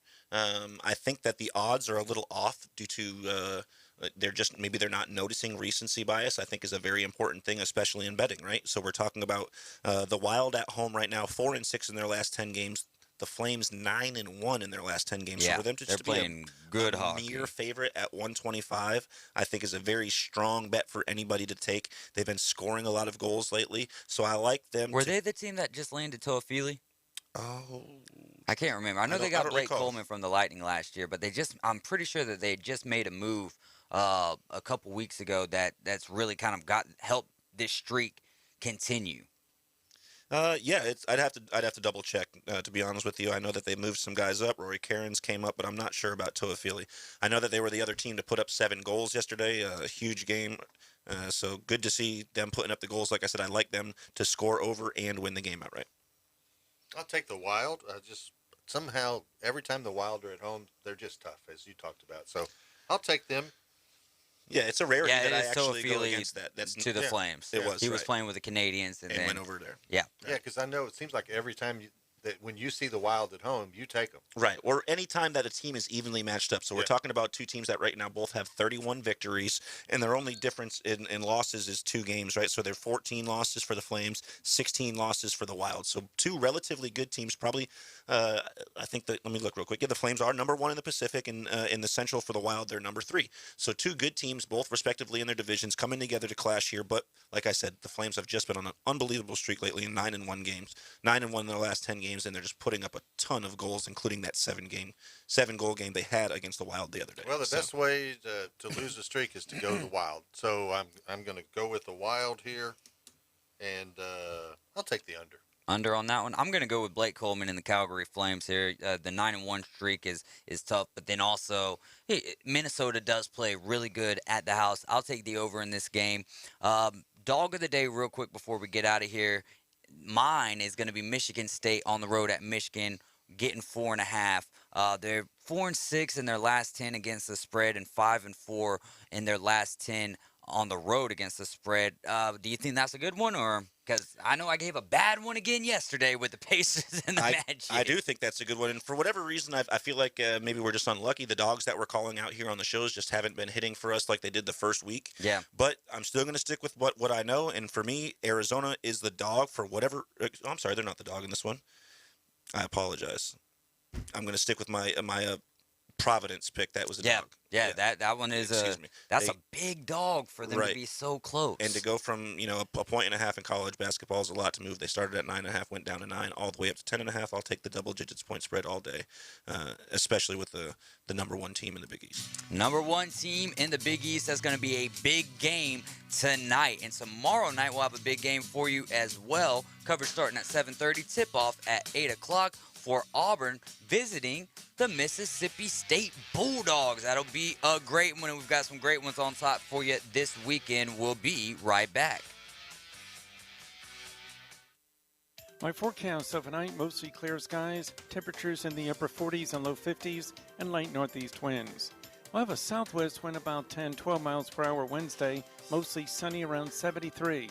75 expected Thursday and Friday. Should be mostly sunny each afternoon with light southwest winds. This weather forecast has been brought to you by Offord Tire and Service Center in Callaway. For 104.3 ESPN Northwest Florida, I'm meteorologist Tim Root. 104.3 ESPN Northwest Florida. The Dan Patrick Show. Derek Jeter and the Miami Marlins have decided to mutually part ways. He steps down as the CEO effective immediately. Did somebody bring it up first? Somebody has to bring it up first. Do you think that they both walked in there and as soon as Derek Jeter sat down, hey, I think that I'm out of here. I think that maybe you should pursuing other interests. Dan Patrick, 9 to 11 on ESPN Northwest Florida. Ben and Deb Collins, owners of Bay Guns and Gear, have been in business since 2010, offering new firearms and accessories with a huge selection available for your hunting needs and personal defense. Turn to Bay Guns and Gear. They have the weapon for you. Discount pricing. And if you can't find what you're looking for, they'll special order it for you. Bay Guns and Gear, across from Grease Pro at 3115 Highway 77. Visit their website, baygunsandgear.com. President Biden recently released a massive $6 trillion budget, the largest budget in U.S. history. And guess who pays the bill? That's right, you, the American taxpayer. American citizens and business owners will be paying more taxes. That's a fact. And if you owe back taxes, they will be coming after you to collect payments. In fact, President Biden also hired thousands more IRS agents to go after you. If you got a letter from the IRS and you know you owe back taxes or you haven't filed in years, don't put your head in the sand. Call us today. We've saved our customers millions of tax dollars.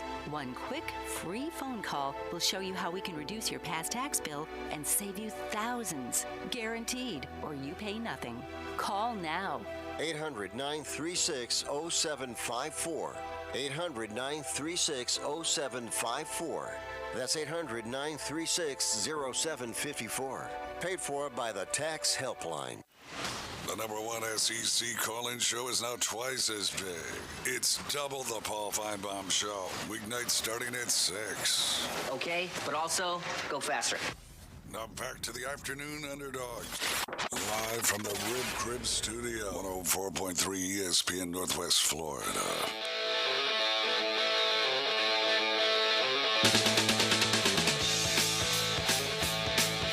We are back in the Rib Crib Radio Room.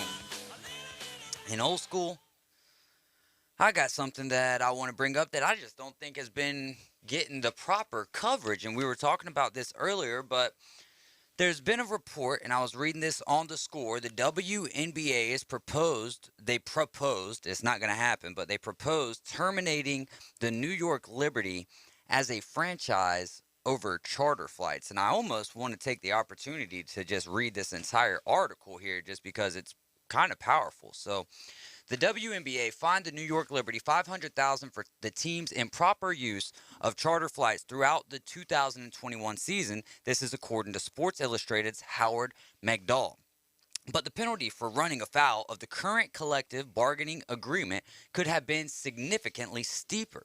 In response to the teams clandestinely taking charter flights for each road game from mid-August onward, the league's general counsel proposed a number of punishments, including stripping the Liberty of future draft picks, suspending Joseph and Clara Wu-Tsai's ownership of the team, or even terminating the franchise altogether. This is according to a September 21st, 2021 missive obtained by Sports Illustrated. Instead, the Liberty were fined a league record $500,000, negotiated down from $1 million, and Liberty executive Oliver Weisberg was removed from the WNBA's executive committee. The current CBA requires teams to take commercial flights, though players must receive premium economy seating if available. Now, I've never really sat up anywhere other than the back of a plane, so what is premium economy seating, fellas? Well, there are certain seats on the airplane, typically it's the where the exit rows are. Okay. And so there's a little bit more leg room. Just a little bit. And there, it's still in coach. It's still in economy, but there's a little more leg room, and so those are high in demand and therefore a little more expensive. Right. I believe it's the emergency exit rows as well as the very first row of economy. Okay. So even owners like Joseph Tsai are prohibited from chartering private flights. The Liberty also took a trip to Napa Valley over Labor Day weekend that violated the CBA as a benefit, exceeding the allowable compensation to players. On rare occasions, and at the league's discretion, charter flights have been commissioned due to limited time between playoff games. This was the case between Games 2 and 3 of the 2021 finals between the Chicago Sky and Phoenix Mercury, per ESPN's Michelle Vopel. Last September, the Liberty informally pitched a plan to make charter flights the default travel mode for all teams, with the added expense covered for all 12 franchises for 3 years. A source told Sports Illustrated the proposal failed to gain support among the majority of owners, some reportedly worried about the potential long-term cost of establishing a higher standard. And one of the things here is you have the difference in opinion of older owners who are content with the status quo and younger owners who are wanting to push the envelope. Now I'm just telling you what I've read, old school. This isn't pointed at you. This is just saying some of the owners' differing opinion. The boomers don't want to come off some dollars, and they need to. Tighten up, man. Well, here's my thing, though. If a certain franchise can't afford to treat their players at a higher at a different level and put them on chartered flights, which do we know of another league out here who's putting their athletes on commercial flights? Not anymore. Not anymore. So if we're wanting the WNBA to get into another light, the biggest problem here is why are they getting in trouble for treating their players better? Right. That seems.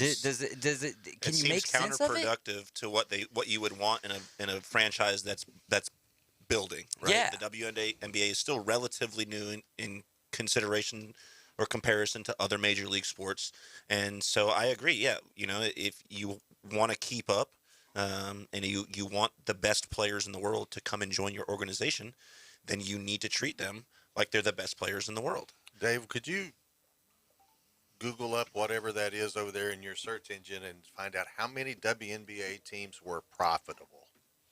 And I would suspect that not many of them. And the whole point here, the key word to that thing that you just wrote was clandestinely. In other words, they were trying to do this without letting anybody know that this was happening, and they got caught. So they're getting slapped around because they got caught. I don't have an issue with it. If a guy is wealthy enough to own a franchise, and if they want to pay more to take care of their players, I have no problem with it. But there are rules and regulations that they all agreed to, and therefore you got to do what you have agreed to. So this article from 2021 of October says the WNBA generates roughly $60 million in revenue every season, but it costs $70 million to run, so it ends up being in the red by about $10 million. But, and I get where you're coming from, and I get the sneakiness of it, but it's not like they were sneaking to do something wrong. They just wanted to put some pride in their players' heart for a little bit. And what does that do? You make someone feel good, they're gonna play better. Yeah, I agree. It's not like you're offering more money or you're going over the salary cap or the CBT or whatever it may be for that particular organization. But I can't disagree with the fact that if there are the rules in place, if that's the integrity of it is, then you have to stick with the integrity of the contract for which you've signed. But maybe the ownership is willing to pay that fine. Yeah, and the whole thing is if the league continues to grow and gets successful, I'm sure that at some point they will be willing to do that. Right now, they're just trying to get off the ground. They're trying to my question lose so much money that they can't continue. Is this the money that they're paying with the chartered flights? Is that out of the shared revenue? And if so, then okay, I get that's why that would be more of a problem. But if it's not out of the shared revenue and the owner's just taking it upon himself to put his players in a better position, which also in the world of free agency and stuff like that is going to help you out as well. I just don't see. I get a fine. Right. 500,000 seems to be a lot, especially you're finding someone who's in your league who y'all aren't even making negative $10 million a year. So why would you want to further the hardship for these teams? It's just tough for me to really. I mean, I think the key phrase there was clandestinely. Yeah. They were trying to get advantage without letting the league know that that's what they were doing. And when they got caught, they're going to get slapped around. Yeah, it would be really interesting. And so what I'm going to work on is trying to get somebody who's with the WNBA and try to get them on tomorrow so that we can dig a little deeper into this. Because all we have is our surface, what we can find, and then just give our best to help shed some opinions on this thing. Yeah. It's tough. It's definitely a tough situation, but like you said, it's a lot of money. $500,000 in an organization or the total WNBA organization franchise there that only brings in $60 million in a year. That's a good percentage of the amount of money that you're bringing in. So that's And I know that in the NBA, like when Mark Cuban bought the Dallas Mavericks from Ross Perot Jr. First thing that he did was he upgraded the hotels that the players stayed in. He gave them all the top of the line luxury luggage to use, and they redid the locker room at the facility. So because he wanted the players to know that they were appreciated, and then he bought an airplane for them to fly on, so that they were flying commercial, but they were charters, but they were still, they're still, these guys are 6'10", and almost every team was back then. Yeah. In the 94 or whenever he bought the team. Yeah. Yeah, I mean, in 95, I saw Shaquille O'Neal at the Pittsburgh airport just walking through just normal. Nobody with they him. were flying charters. Yeah, they were still flying But again, normal what back he then. was trying to do was to show the players that, hey, we appreciate you here, and you should come and play here as a free agent. So I think that once the owners of these teams in the WNBA are not as wealthy as the owners in the NBA teams, but I think once the league gets going and established, there should be a certain level of expectation for travel for these players, because they should be appreciated. With lowering ticket prices, I'm reading that the average ticket price of a WNBA game is around $16, which compared to other sports is nothing. How do you grow this sport? I think that the athletes are doing a great job. The game is definitely improving. Look at, and she's not in the WNBA yet, but you've got two young ladies in Caitlin Clark and Paige Buchers right now, who are they're almost resemblant of Diana Taurasi. So the game is in good hands, right? Do you lower ticket prices? What's the method to the madness to try to build the following of the WNBA up? I think it's you can't lower the ticket prices any more than you already have. Yeah, because it's low. I think that what they really need is people that are more interested in investing initially up front, because that's what is needed to build this brand. You have to market it, and you have to get people over from, you talk about DT, she played overseas to make the money, because, you can make $1 million a year over there as a female athlete, whereas opposed to over here, you might only make 1/10 of that. And you have to play twice as much. Yeah. Right. Yeah. So, and that comes with marketing. They know that, because those teams over there are marketing the fact that they're willing to pay their athletes that much. And they come with the other luxuries, right? The best transportation, the nicest hotels, the best amenities, and that's what you need to provide for them over here. And so if you really break it down, it comes down to ownership and the investment that they're willing to put in to build these franchises. Yeah, so for me, that's what I think it is. The top earners in the WNBA, at least according to Dunk or Three, as Skylar Diggins-Smith and Brittany Griner, who have $221,000 contracts. And we were just talking about Taurasi the other day, and me and Old School had that question of why did she go overseas to play? And you hit the nail on the head.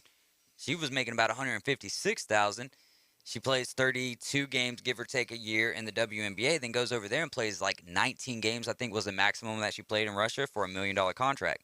Why wouldn't you go do that? You know what I mean? Of course, because you got to figure out a way to keep the things going. You know what I mean? So, tough situation. I'm definitely going to be working on getting somebody from the WNBA to talk to tomorrow. I think the most important thing that the league needs to work on is to work on sponsorships, of corporate sponsorships that are trying to reach young women. Yeah. And become the team's partners in promoting not only the team, but the relationship and the league, and what the young ladies are doing on the court as well as off the court. And that's the key to it, is corporate sponsorships. And then from there, you do a good job of working with local schools and girls groups, young ladies groups, and get them to come and be exposed to the environment of play, because it's a fun game to go watch. It really is. We got to take a quick timeout. When we get back, we'll get into some local, and got a couple of quarterbacks that we can play little deals and dilemmas with. ESPN Northwest Florida. Auburn basketball returns to the Auburn Sports Network. Over dribble, fadeaway, three at the top, bang! Great play. No three. Yes! Nothing but nylon! Tomorrow, the Tigers look to clinch an SEC championship at Mississippi State. Exler and a three! Oh, yes! Three balls up, Jasper, yes! Coverage begins at 7:30 Central on your home for the Auburn Sports Network. ESPN Northwest Florida.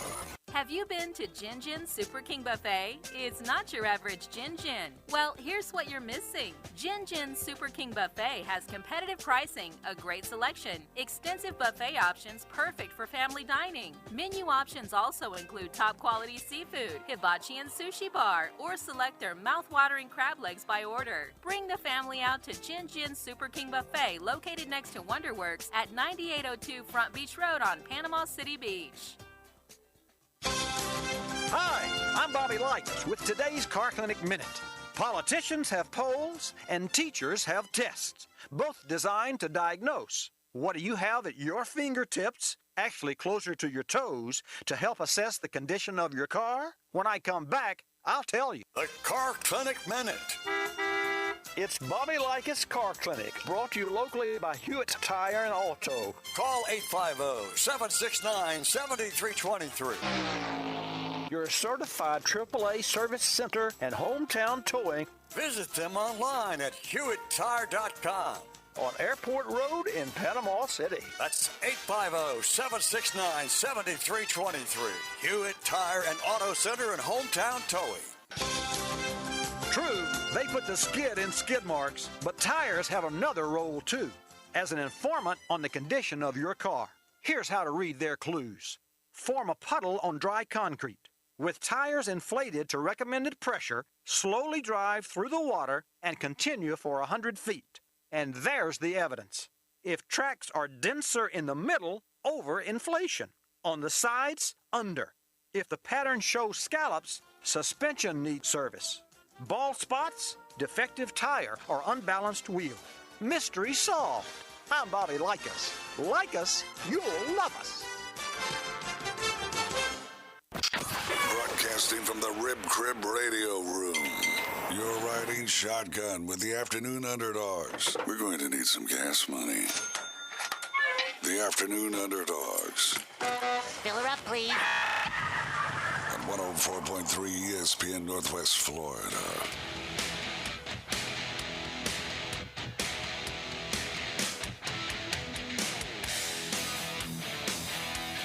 .3 ESPN Northwest Florida presents Wrestling Against Cancer 7. All proceeds benefit Mosley High School student Kendall Susie. Doors are going to be opening at 5:30 p.m. Bell time, 6:30 p.m. Tickets are $12. 6 to 10 years old. Get in for 10 and 5 and under. Get in the door for free. This is going to be Saturday, April 30th at the Bay County Fairgrounds. It's going to be a great time. Jack Patterson always does a fantastic job, and all proceeds benefit Mosley High School student Kendall Susie. Wrestling Against Cancer 7, April 30th at the Bay County Fairgrounds. And don't forget to get over to ESPN, check out the fantasy.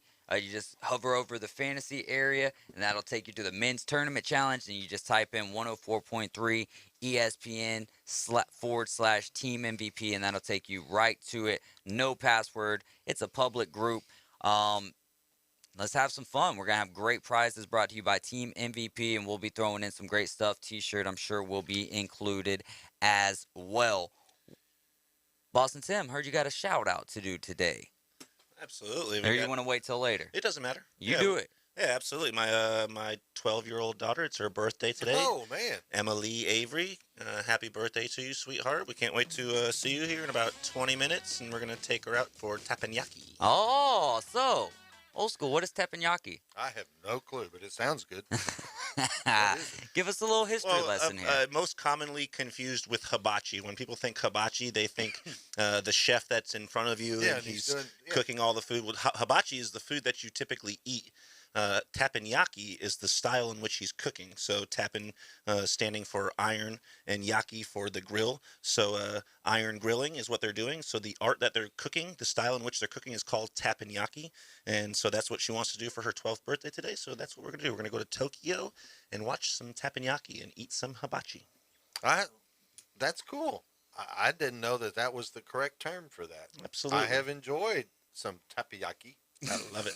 Before, and it's always a blast to go. And is this where they make the volcanoes? Absolutely. And it's so cool, and they can flip those things. I mean, that takes some skill to do that.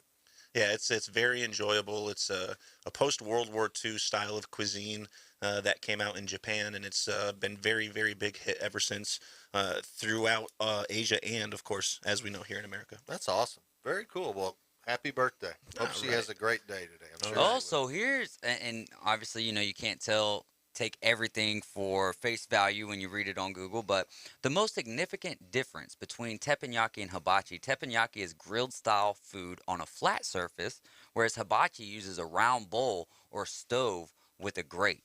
Right, like a wok or something like that. Yeah, so wow, man, I've never been to hibachi in Panama City, and they all call it hibachi. But it's really not. I'm about to do like the USFL over here, man, and like the original USFL right now is suing the current USFL for false advertisement and using intellectual content without permission and all that stuff. So we might not even be they got it all the way to this point. What do you think's gonna happen with the lawsuit, Old School? I mean, I know you're not a lawyer, so we're not giving true opinions here, but just thoughts. I mean, I think I think this is all being motivated because of the fact that the USFL is about to relaunch. It's got some new ownership.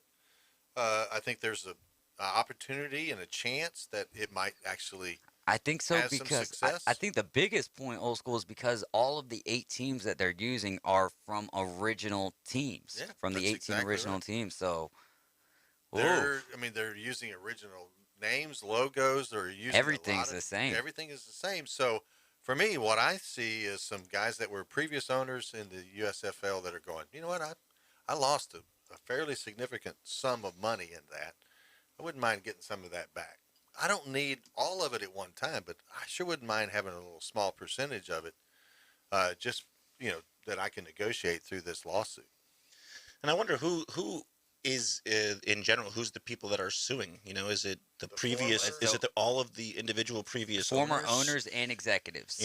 Which of course you would think the original start. Dave Dixon was his name, I believe. He was the guy that started the very first team in New Orleans and came up with the concept of the USFO and brought Donald Trump and the other guys in. And so I wonder if is he the guy that's heading it up, or is it all of them coming back together? I don't think it's 100%. It just says a group of former owners and executives. Okay. So it'd be interesting to see who those people are, and we will get that info once the lawsuit becomes more public. But it's an opportunity for them to get some money back, I think. What's the limit for what you would pay Kyler Murray? You're listening to 104.3 ESPN Northwest Florida, where the afternoon underdogs. Old School, what's the limit? I mean, the going rate, it almost seems for a quarterback that's worth their salt is $40 million. Is Kyler there yet? Man, that's a loaded question. That's a lot of money for somebody who didn't have a very good performance in this year's playoffs. So I don't, and again, I've publicly stated that I thought it was one of the most embarrassing performances of any quarterback in the playoffs. So I'm not sure that I wouldn't pay him anywhere near $40 million. I would pay him $25 million, maybe $30 million, which we were all rolling our heads at $30 million a couple of years ago. So yeah, he's talented. He is a needle mover. But he hadn't proven anything to me yet, so you don't get the big money until you prove something. Boston Tim, what you thinking? Unless you're Dak Prescott. Has he moved the needle for you? Not for me, but he. What about after last season, though? I mean, he's getting there, but what about that play call there? 14 seconds left, and just a quarterback draw straight up the middle, no timeouts. That's ingenious. Yeah, except you don't throw the ball down. You get to make sure you get the ball to the umpire. No, that was stupid, man. It was stupid. That was but more important, I mean, yeah, Dak's got to get some of the blame there, but what about the coaching staff? Like, don't you got to have a better play planned out? Oh, yeah. I mean, that's why it was interesting when we were talking about, who's important, the players or the coaches? Well, the players are important, but the coaches make some big-time decisions that have a great deal to do with who wins and loses. And that's very true, but the coaches never did. Man, that's why it's almost like at best it could be 55-45 one way or the other, right? But the coaches have to put the players in the position to win the game. But like the coaches aren't on the field, you know what I mean? So that's a tough one as well. Boston Sam, what's your limit for what you would pay Kyler? $965,000. So about what he got paid last year. That's what he's getting paid this year. That's what he's under contract for. That's what he deserves to get paid. He got a $24 million signing bonus, and he has provided us rookie statistics. That's what he's done. He hasn't done anything exemplary. He's not a Josh Allen or a Justin Herbert who broke out onto the scene, and he's not a Lamar Jackson who's gotten an MVP. He's not Mahomes who's got multiple MVPs and a championship. He hasn't provided any of the things that would justify the contract which he's asking for. He's shown flashes, but the flashes are flashes worth right, but he's $30, $40 million. He's throwing 2 touchdowns per interception, so he's really not showing us anything. 73 touchdowns and 36 interceptions? I mean, he's really not doing anything exemplary. Yeah. He's at 11,000 yards in 3 seasons. None of that is what he's really good at, though, is highlights. He is. That's what he's good at. He can break away and he can make things happen. But that's not winning the games. That doesn't win you games. Right. Mahomes does the same thing. Yeah. Lamar does the same thing. Josh Allen does the same thing. But they win games. Yeah. And especially the ones that matter, right? We're watching these guys go deep into the playoffs. We're watching Joe go deep into the playoffs. And he's not doing that. And he was provided with every opportunity offensively and defensively this past year. Outside of D-Hop getting hurt, though.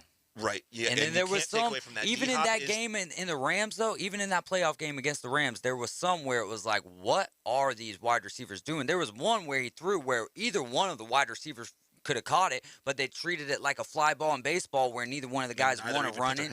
Yeah. So, I mean, I do got to give a little bit of the blame to the wide receivers, but at the end of the day, where does the majority of the blame go to? Absolutely. And rightfully so. You're the quarterback. You're the face of the franchise. You're getting paid more than anybody else on this squad. Well, maybe not at this point in time, but if you get what you want here in this situation. The thing for me is that it's almost like he's shooting himself in the foot, or him and his agent, because just play your contract out, man. Like, if this was your second contract, you have a little bit of a leg to stand on. But because this is your rookie contract, and like you said, one of the ugliest performances in the NFL playoffs history, period, done data, that doesn't make me want to go out as a Cardinals fan, anything, and be like, yes, let's pay this guy.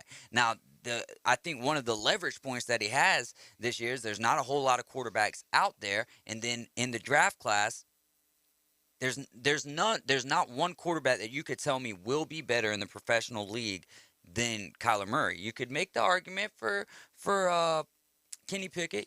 You could make the argument for some of these guys, but you can't for sure say it's going to work like that. I'd argue that for just over double the salary that you're paying him, you sit him on the bench if he wants to argue about contracts, and you bring Mitch Trubisky over and let him start. Now, that is an argument that I could get behind and not argue back. We're going to keep it rolling. We've got local coming up. Stick with us. Keep it dialed in. 104.3 ESPN, Northwest Florida. My forecast overnight, mostly clear skies, temperatures in the upper 40s and low 50s, and light northeast winds. We'll have a southwest wind about 10-12 miles per hour Wednesday, mostly sunny around 73. 75 expected Thursday and Friday. Should be mostly sunny each afternoon with light southwest winds. This weather forecast has been brought to you by Mid-South Lumber, best little lumber yard in Panama City and Youngstown. For 104.3 ESPN Northwest Florida, I'm meteorologist Tim Root. ESPN Northwest Florida, the Paul Feinbaum Show. A working group came up with a plan for a 12-team playoff. Most everyone signed off on it. We'll figure it out. And the possibility of it starting in 2 years was very real. And then this happened. The SEC took refugees from the Big 12, Oklahoma and Texas. The whole thing literally came apart, and we are sitting here today without a college football playoff expansion. The next possibility of it is 2026. Weekday evenings 6 to 10, ESPN Northwest Florida. Offered Tire and Service Center on Tyndall Parkway in Callaway is your authorized Goodyear and Michelin dealer. Here's a cool fact about coolant. To make cars lighter and more fuel efficient, many manufacturers have reduced the size and weight of the cooling system and components. Good news is it saves you gas. The bad news? The system runs hotter so the coolant breaks down sooner. At Offered Tire and Service Center, they don't just drain and replace your coolant, they flush your entire system to get rid of the gunk. Offered Tire and Service Center on Tyndall Parkway in Callaway. At Slim Chickens, craft means something. Kraft means bacon. And oh so crispy. Kraft means a good cayenne kick. And all-natural buttermilk marinated, made fresh, perfectly fried chicken. All served on toasted brioche buns. At Slim Chickens, Kraft means quality. And for a limited time, try our new Memphis-style barbecue chicken sandwich. Try Slim's Kraft sandwiches today. Slim Chickens. 104.3 ESPN Northwest Florida are proud members of the Panama City Beach Chamber. We'd like to welcome the newest members to the Beach Chamber. BNI of Northwest Florida, Central Maloney Incorporated, Hardy Custom Home Builders, LLC, Hensel Phelps, Labor Ready to Go, LLC, and Uniquely Made. Congratulations from the area's only sports radio station, 104.3 ESPN Northwest Florida. Who will be this year's Cinderella? The madness starts March 13th. Listen exclusively on 104.3 ESPN Northwest Florida. Have a quick stretch first. Now back to the Afternoon Underdogs inside the Rib Crib Radio Room, ESPN Northwest Florida.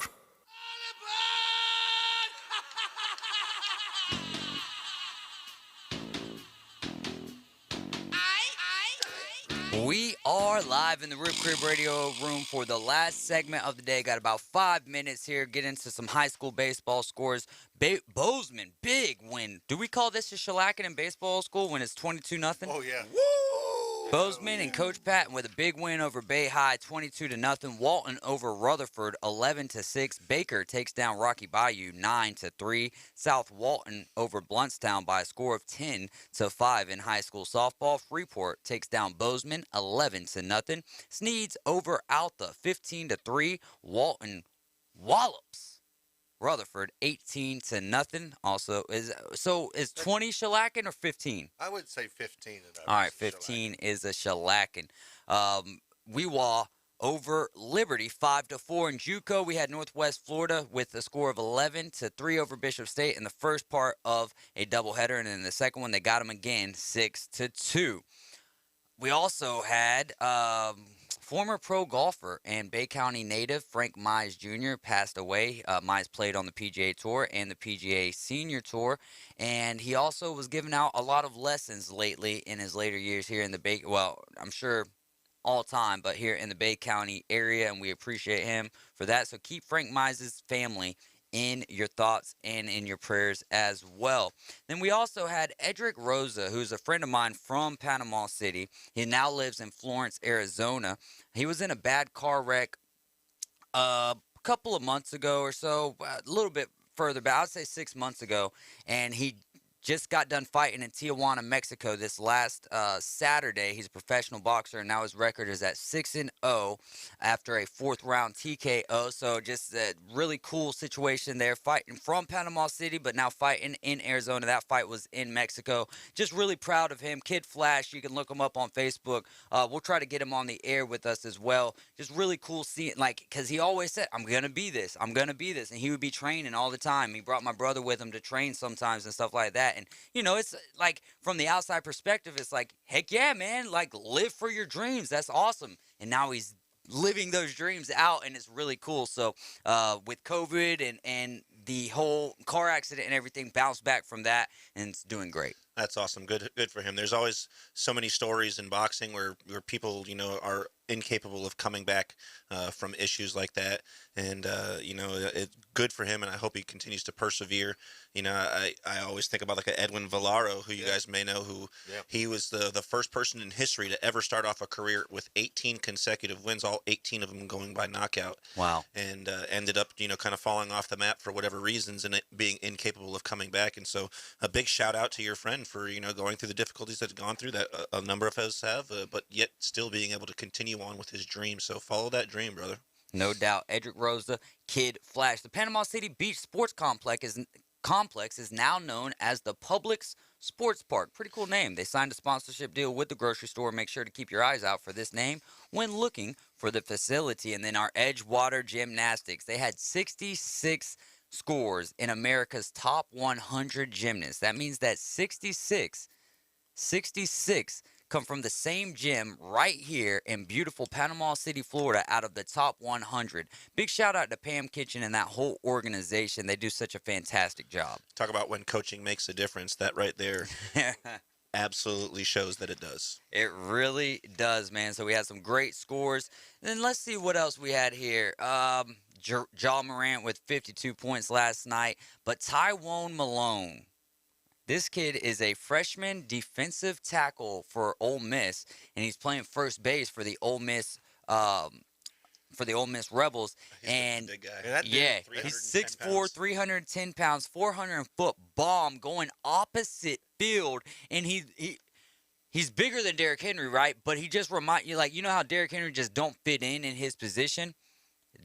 This guy is 6'4", 310 playing ball. Just like my high school right guard, we had the conversation before. He went to UConn, and he also had the baseball scholarship, but chose not to play. But he was a first baseman, and he had the record at West Springfield High School, the only person ever to hit a 500-foot home run. It was 507 feet. How cool is that, man? All right, Wednesday is upon us. We'll be back tomorrow. We're getting ready here for the NFL Combine, see how many players are actually going to be involved with that. We'll keep you up to date with it. Coach James Hale will be live at 7 a.m. Happy birthday, Emily. We're out, and we'll be back tomorrow at 4 p.m. 104.3 ES.